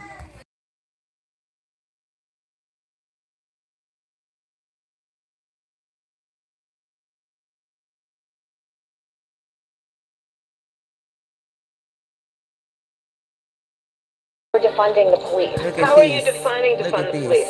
Actually, I am Kamala Harris. My pronouns are she and her. You're considered the most liberal United States senator. Well, actually, the nonpartisan GovTrack has rated you as the most liberal senator. Do you have any plans to visit the border? We are going to the border. We've been to the border. You haven't been to the border. And I haven't been to Europe. I am in favor of saying that we're not going to treat people who are undocumented across borders criminal. That's correct. That is correct. A lot of the signs at the rally you just held were people standing there saying, abolish ICE. Yeah. Is that a position that you agree with? We need to probably think about starting from scratch. So, you support giving universal health care, Medicare for all to people who are in this country illegally? I am opposed to any policy Me that either, would Jamie. I'm deny with in our you. country any human being public health, period. Are you for defunding the police? How are you defining defund the police? It's actually wrong and backward to think that more police officers will create more safety. We need to get rid of money bail. Convicted, in prison, like the Boston Marathon bomber, on death row, people who are convicted of sexual assault, they should be able to vote? I think we should have that conversation. I am prepared to get rid of the filibuster to pass a Green New Deal. I have always supported Medicare for all. I was very happy to sign on to Bernie's bill, and I give Bernie, frankly, a lot of credit. There's no question I'm in favor of banning crack. Do you ban plastic straws? I think we should. Yeah. Okay.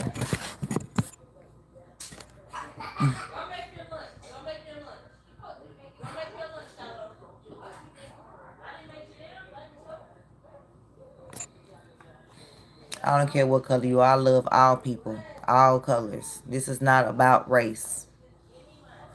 Because at the end of the day, we're all God's children. We all bleed the same blood.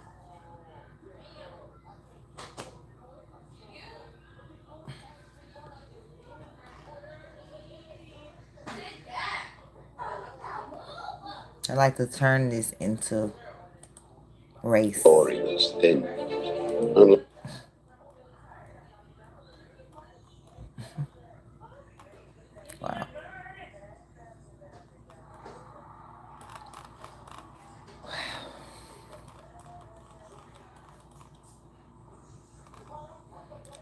Camilla has already showed you who she is. Why won't you believe her?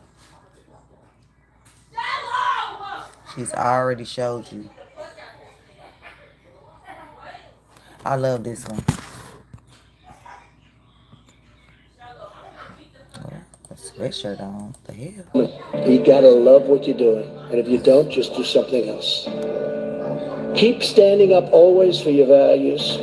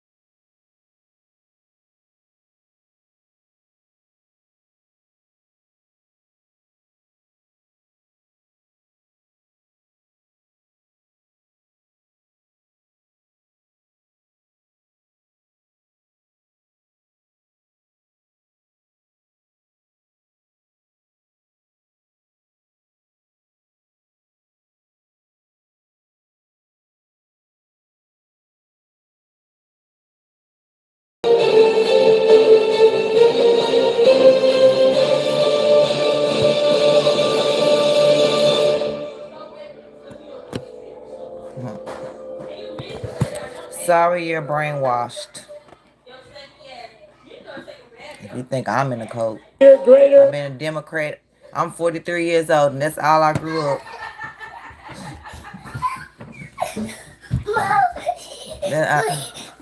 Get down. That's all I know is Democrat. Not no more. I won't be fooled. I won't be fooled.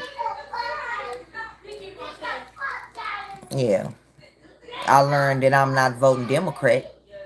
I learned that when I voted for Trump in March in the preliminaries. And more united than ever before. My honor. Which one is this one? Is this the other one? Stand in the depth to be all. I know I learned that. There's not going to be a country, and there's not going to be a world. I think this is another Americans, one. our movement is fine. Wait a minute. Is New York's Donald Trump running for president? He bought full-pay jabs in 3 Wait a minute. But yeah, the Elon Musk thing, I enjoyed it. I really enjoyed it.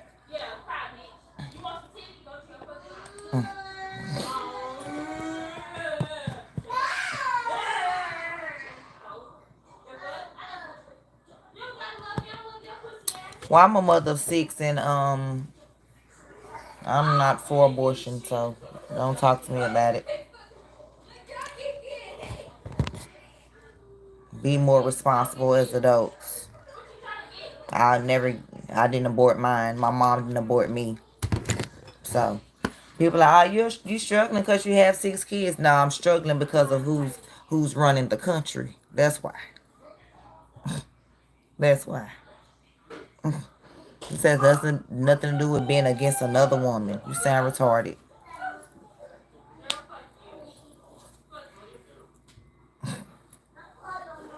I'm losing family members because I said I'm voting Trump. Don't matter, because they're still lost, but they'll be okay. They'll wake up.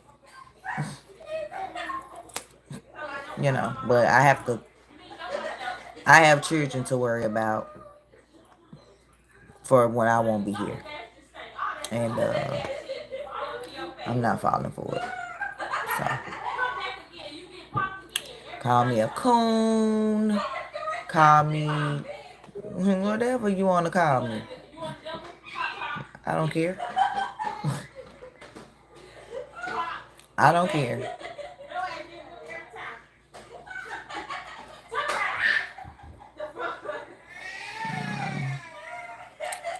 What is this? Trying to find one more thing. I'm finna get up off here in a minute. This is really just to watch Trump live, and I've accomplished that. Oh, this is the one I want y'all to see, and then we can get up out of here. All you do is word selling, just say stuff, confuse you. You don't understand.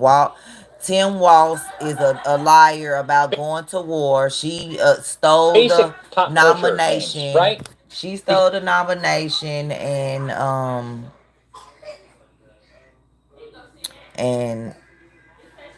Biden stole the election last year. So hey, here we go. Here we go. Here we go.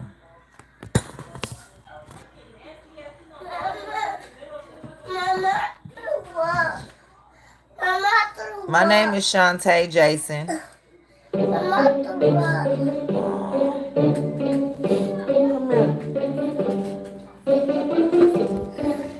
a minute. Could y'all read that? Let me scoot it back in case y'all didn't. Let me scoot it back for you.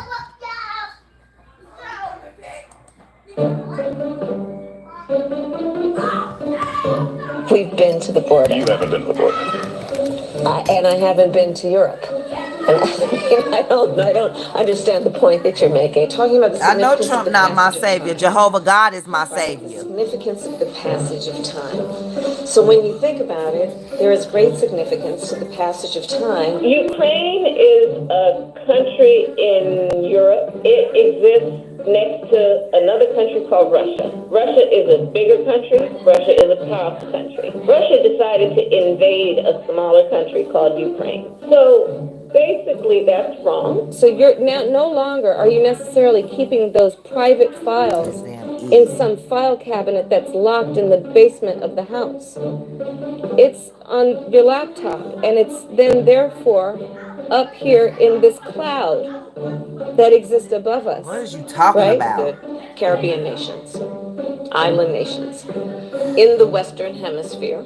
That is where the Caribbean is. We are also in the Western Hemisphere. They are our neighbors. I'm here, standing here on the northern flank, on the eastern flank, talking about what we have in terms of the eastern flank. I can imagine what can be and be unburdened by what has been. You know? Space is exciting. It is time for us to do what we have been doing, and that time is every day. Every day it is time for us to agree that there are things and tools that are available to us to slow this thing down. We will work together and continue to work together to address these issues, to tackle these challenges, and to work together as we continue to work. Do you ban plastic straws? I think we should. Yes. I mean, look, I'm going to be honest. It's really difficult to drink out of a paper straw when if you're just, like, if you don't gulp it down immediately, it starts to bend. And then you know, the little thing catches it, and then, you know. She's not going to win. Kind of perfect that one a little bit more. Do you know, okay, a bit of a history lesson. Do you know that the women's teams were not allowed to have brackets? You don't know either. So the United States shares a very important relationship, which is an alliance with the Republic of North Korea. AI is kind of a fancy wow. First of all, it's two letters. It means artificial intelligence. Like what? Do y'all want to laugh at her again? Tough stuff. Do y'all want to laugh at her again? Like what was that? Talking about nothing.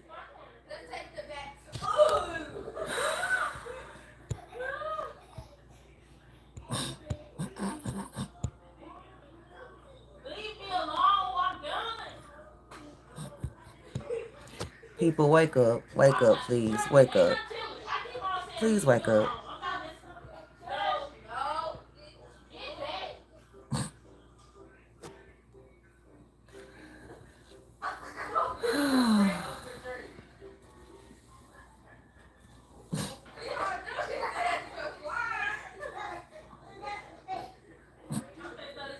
Yeah.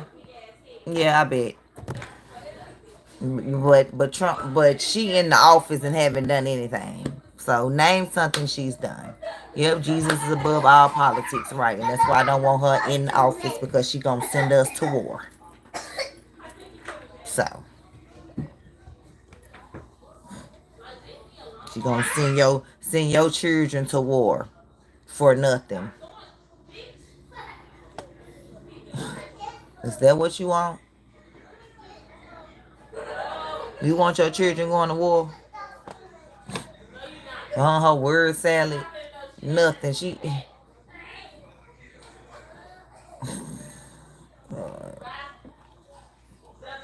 I hope y'all catch the replay on all this. Well, you can see that she's not for you. She's been in office 3.5 years, managed to give the Asians $26.9 billion just from one little thing, another $17.3 billion, another 130. All these billions that the Asian Americans and the Pacific, and the Native Hawaiian Pacific Islanders can get. Wow. I didn't say the Republicans not taking us to war. This one is not. Nobody voted her as a nominee.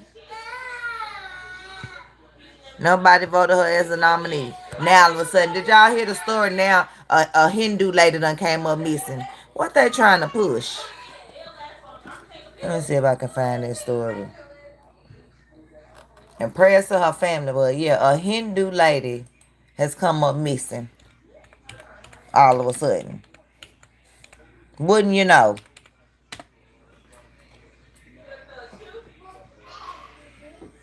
Wouldn't you know, a whole Hindu lady missing now. You know, Hindu like Kamala is Hindu. Yeah, like that.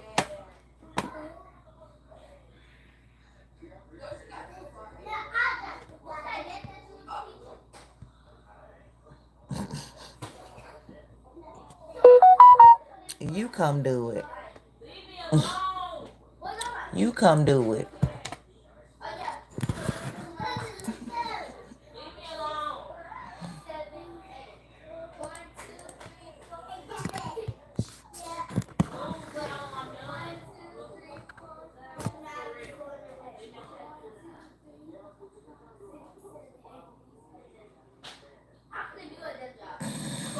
Yeah, she sure do has a solid track record of locking people up and keeping them locked up for her agenda.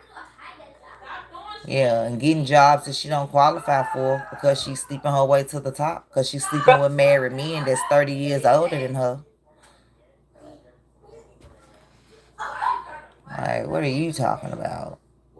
Zero policies, zero achievements, 4 years in office, zero delegates, committed a coup and illegally nominated herself to be the president for the party. Was it? But that's the thing, she wasn't putting criminals away. She wasn't putting criminals away. She was putting innocent people away. Yeah. You know. But we're not going, I'm not opening up that Pandora's box again. I'm not doing that. I'm not doing that. I'm not.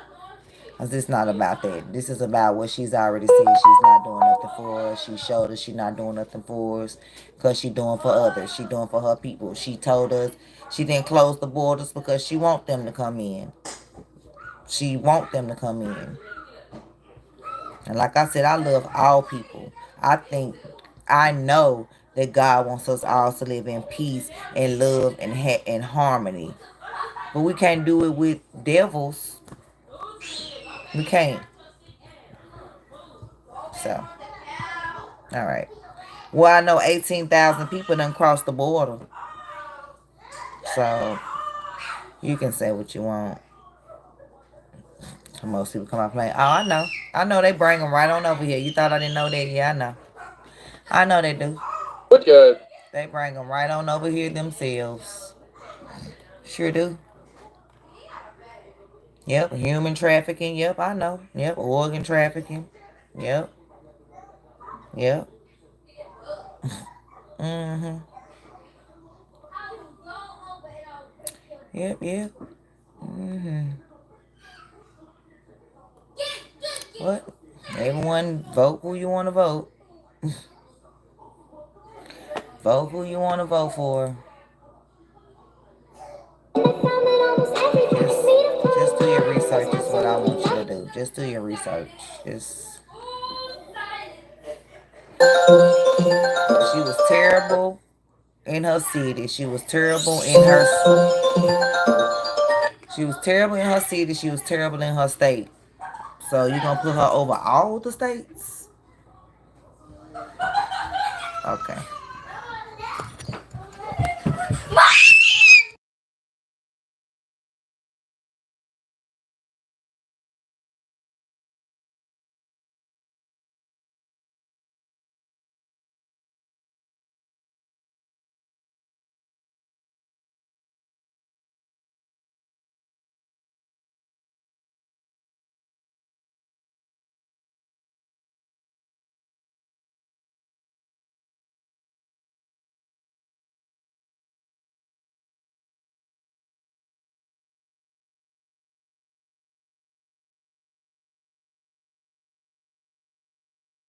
Yep, I'm finna get up off of here. Yes, I am.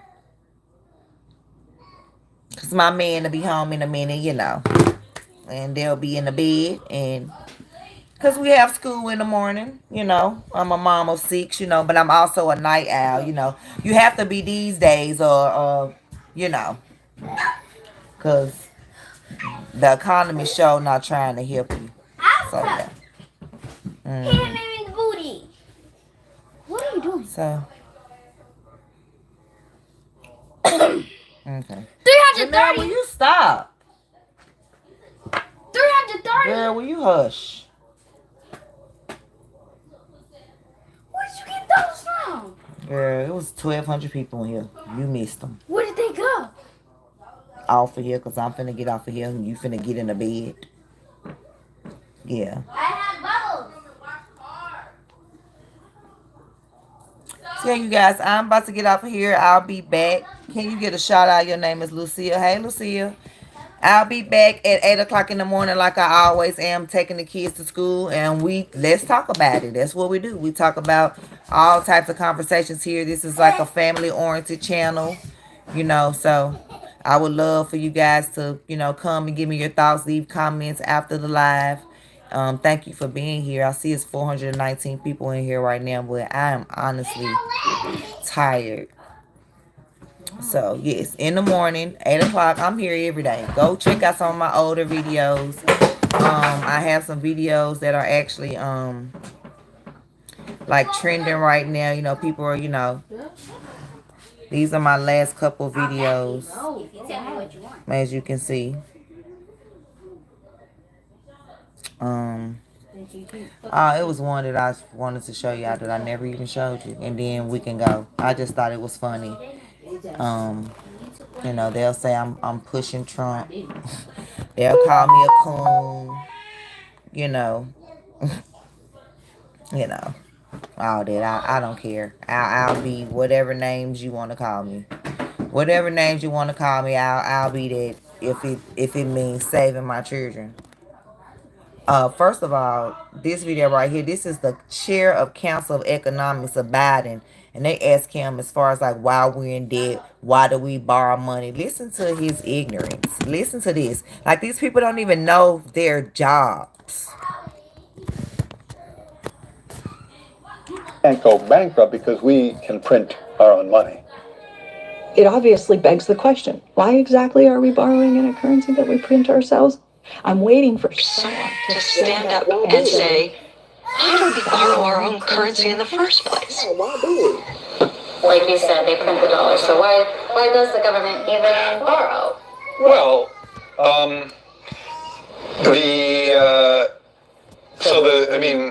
again, some of this stuff gets, some of the language that some of the language and concepts are just confusing. I mean, the government definitely prints money, and it definitely lends that money, which is why the government definitely prints money, and then it lends that money by selling bonds. Is that what they do?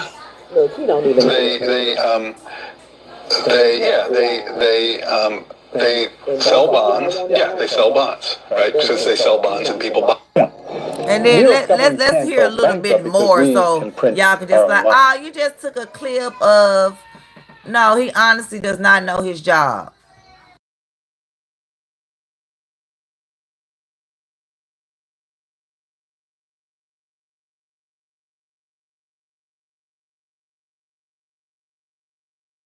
Well, okay, here we go, y'all. We borrow our own currency. Listen to this. Listen to this. 95-day stupidest answer ever. Jared Bernstein. Don't worry. Shout out to Benny. The U.S. government can't go bankrupt because we can print our own money. It obviously begs the question, why exactly are we borrowing in a currency that we print ourselves? I'm waiting for someone to stand up and say, why do we borrow our own currency in the first place? Like you said, they print the dollar, so why does the government even borrow?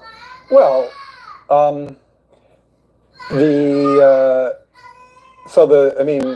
again, some of this stuff gets, some of the language that some of the language and concepts are just confusing. I mean, the government definitely prints money, and it definitely lends that money, which is why the government definitely prints money, and then it lends that money by selling bonds. Is that what they do? They sell bonds. Yeah, they sell bonds, right? Since they sell bonds and people. We don't know. You're supposed to be telling us. So a lot of times, at least to my ear with MMT, the language and the concepts can be kind of unnecessarily confusing, but there is no question that the government prints money, and then it uses that money to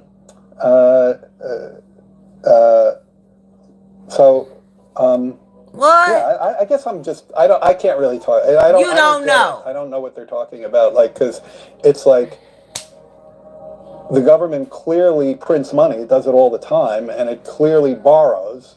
Otherwise, we wouldn't be having this debt and deficit conversation. So, I don't think there's anything confusing there. Okay. So nothing confusing there. Nothing. Nothing confusing there. Nothing. Nothing confusing.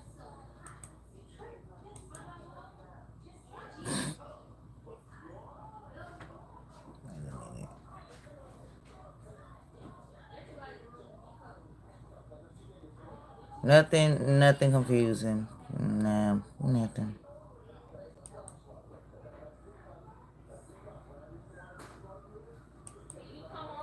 Nah, nothing at all. Nothing at all. So this lady's name is Marek Family. Use propaganda. Baby, I hope you like your Chick-fil-A spicy, because this one's a heater. Want to talk policy. They just want to use propaganda to steal your vote. The left is trying to tout this woman as a savior for the black community, but all she's done is hurt the black community since she came into the game.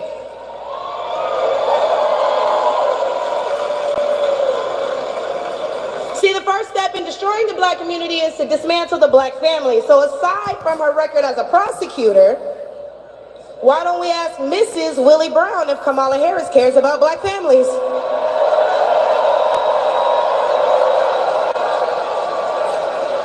I wonder if Mrs. Willie Brown, a black woman, is also with her. A few days ago, President Trump said he didn't know Vice President Harris was a black woman. I'm trying to figure out what all the outrage is about because she's only black when it's time to get elected. Did I lie? All right. Trump could just take her on. Just listen to the reaction of the crowd. This young woman, I walked into, I don't know what the hell restaurant it was, but I walked into this restaurant. And we do it very quietly. We don't announce it. That's for, security reasons over there. I walked in. She's behind the counter. And she didn't know I was coming. Of course I know about the Central Park 5. It's President Trump. She looks at me. It's President Trump. You saved my college.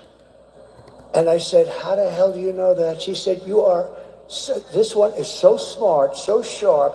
She grabbed me. She gave me a kiss. I said, I think I'm never going back home to the First Lady. You were supposed to keep that quiet. See, now, for the average politician, that's death. For me, I don't care. I just want to tell you, you are an unbelievable person with a great personality. You lit up the whole room. You lit up the whole room. I said, weeks later, I'd go, who is that person that was so incredible? She knew everything about me. She had no idea I was coming. She knew everything about me. Yeah. I love that. So, and here we are, Harris want to be giving us Meg the Stallion. Okay. This what Harris want to give y'all. This what Harris want to give y'all.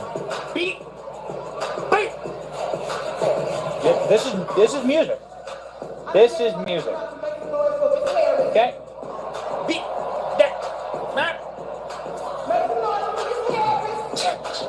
This what Harris doing for y'all. These people are paid, right? Right. The DNC slides into their DMs. Of course she was paid. And pays them a fortune. Of course. To endorse Kamala Harris. Yep. They go, can you endorse Kamala? And they're like, Camilla? How much? Who? Camilla? And then this is it. There you go. Kamala has no policies. She has no policies on her website. This is the policy. Yep. This is it. Just this is give the campaign. Twerk. Give him a little dance, y'all. Look forward to seeing how this works in the extremely depressed parts of Pennsylvania, Wisconsin, and Michigan. Good luck. Yeah. All right. So, good luck. I'm going to leave y'all with this last, and I'm up out of here.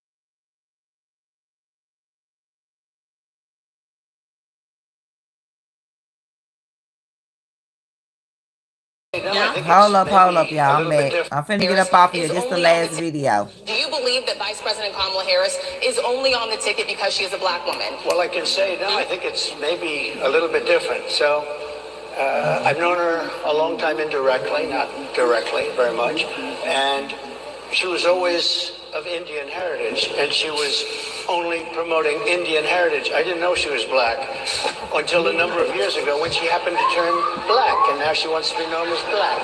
So I don't know, is she Indian or is she black? She has always identified as a black I respect either one. I respect either one, but she obviously doesn't, because she was Indian all the way, and then all of a sudden she made a turn, and she became a black person. Just to be clear, sir, do you believe I think somebody should look into that too when you continue in a very hostile, nasty tone. I just love the way he says black. All right, y'all. I'm finna sign out. I have been on here for a minute. I watched the entire Trump and Elon conversation because I'm not taking it as an interview or debate. It was actually a conversation and a good one. Let's see when Kamala gonna have a conversation with someone. She already stole the nomination, so is she gonna sit down and have any conversations with anyone, or is she just gonna walk around with her fake accent and deliver the same speech to every city she go to, the same exact speech over and over and over? Like, I don't know. Go get my bedroom outside the room. It's on the next day. So did you walk in there? What room? Ours? No, the Where is it?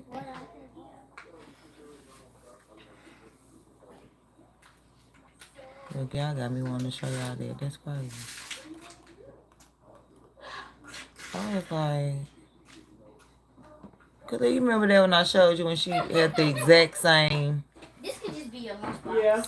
Do you remember what it was? I have a lunchbox that's next to my backpack. Go get Here you go. I got it. It's right there on the table. I found it. Kamala Harris, since being anointed by the oligarchs, Here you go, y'all. Before we she's get up out literally here. been she's giving the exact same speech. Hollywood produced very slick speeches. Even her hand movements. Don't believe us? Take a look at this. Oh, it really is good to be back in Wisconsin. So it is so good to be back in Michigan. So listen, let me tell you, I am clear. The path to the White House runs right through this state. Listen, I am clear. The path to the White House runs right through this state. I took on perpetrators of all kinds. I had a summer job at McDonald's. Are we ready to fight for it? And when we fight, we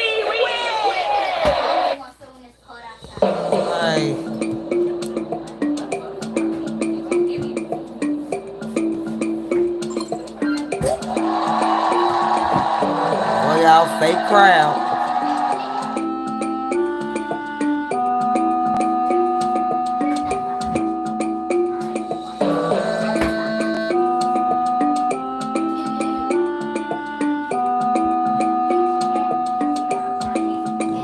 They left this trash because it was homeless people that they bust in and paid.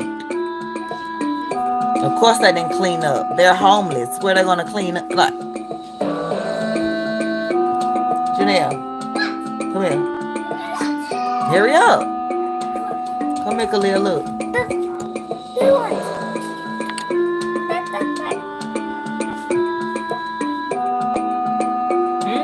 Is that 1,310? Should have 5,000. I mean, you have 5,000. Well, you have 6,000 subscribers. Everything with Kamala Harris. Like everything is like you're not gonna be able to. I don't have time for her. What? Mama, how many subscribers do you need on YouTube to like get paid from YouTube? She ain't got many subscribers. You don't need. And this is why I'm gonna end y'all with this. And I'm gonna let y'all end with this and have a good night. This is the last thing I promise. This is it. No, man. What Shout are out we to Kingdom doing? Reacts. What we doing?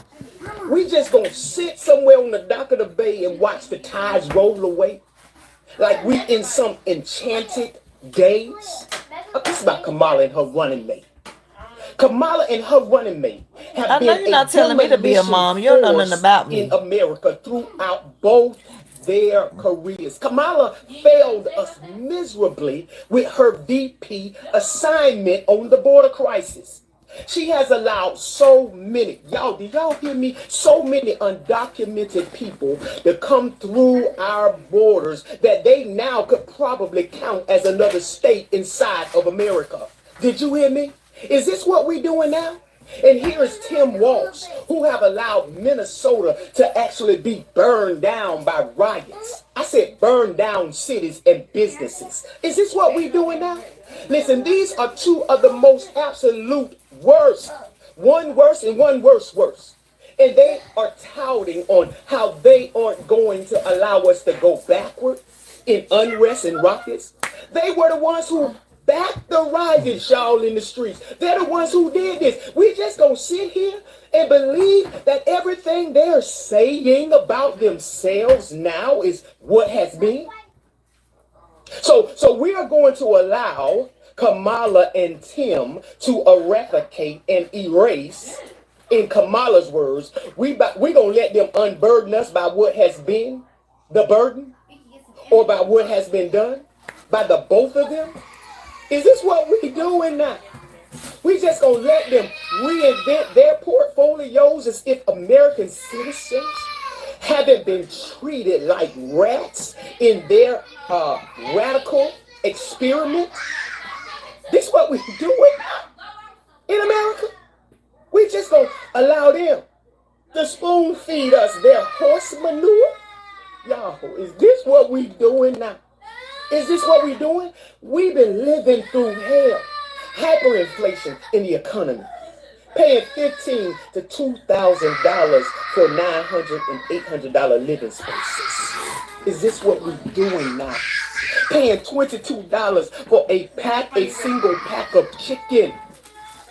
3 bags of groceries we get out of the grocery store for like $250. We just gonna let them tell us that the economy is better than it has ever been? This what we're doing now, America? We just gonna let them tell us? We've been doing good, even though we are the ones on the ground stuck in their political mud, while they're living in their penthouses, doing whatever the heck they want to do, eating whatever the heck they want to eat, at the expense of the American people. Is this what we are doing now? We just gonna let them reinvent themselves?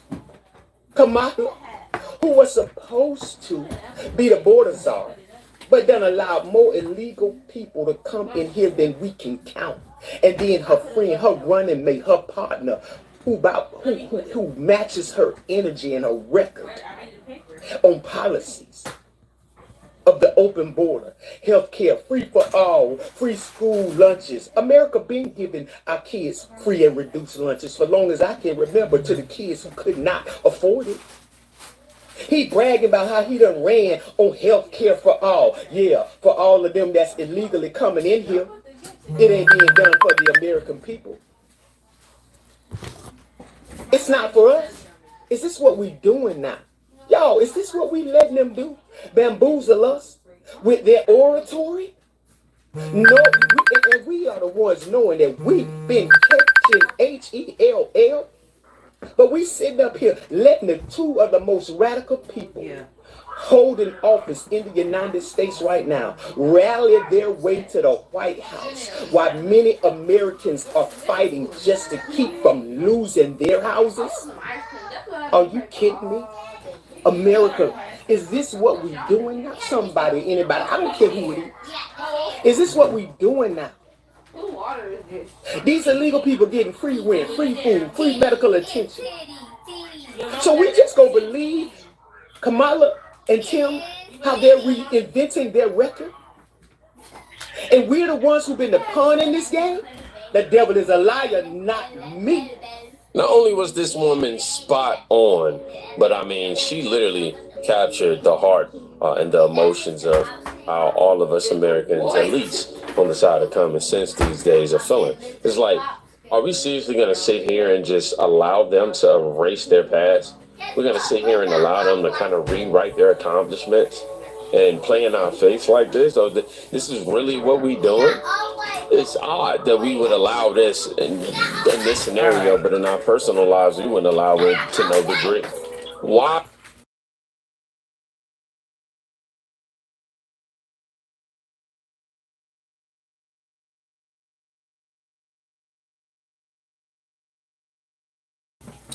Okay, y'all. So I hope y'all enjoyed that. And don't be coming here trying to tell me how to take care of my children. You don't hear crying no more. So obviously, and you didn't see me sitting here. Sounds stupid. Go worry about your own. Worry about your own. But anyway, I'm up off of here. But I'll be back at 8 o'clock in the morning. So put your notifications on so you can get the notifications and join us at 8 o'clock. And, see how it is being just everyday life, being a mom. So, yeah. Look at all these seasons got members marked All right.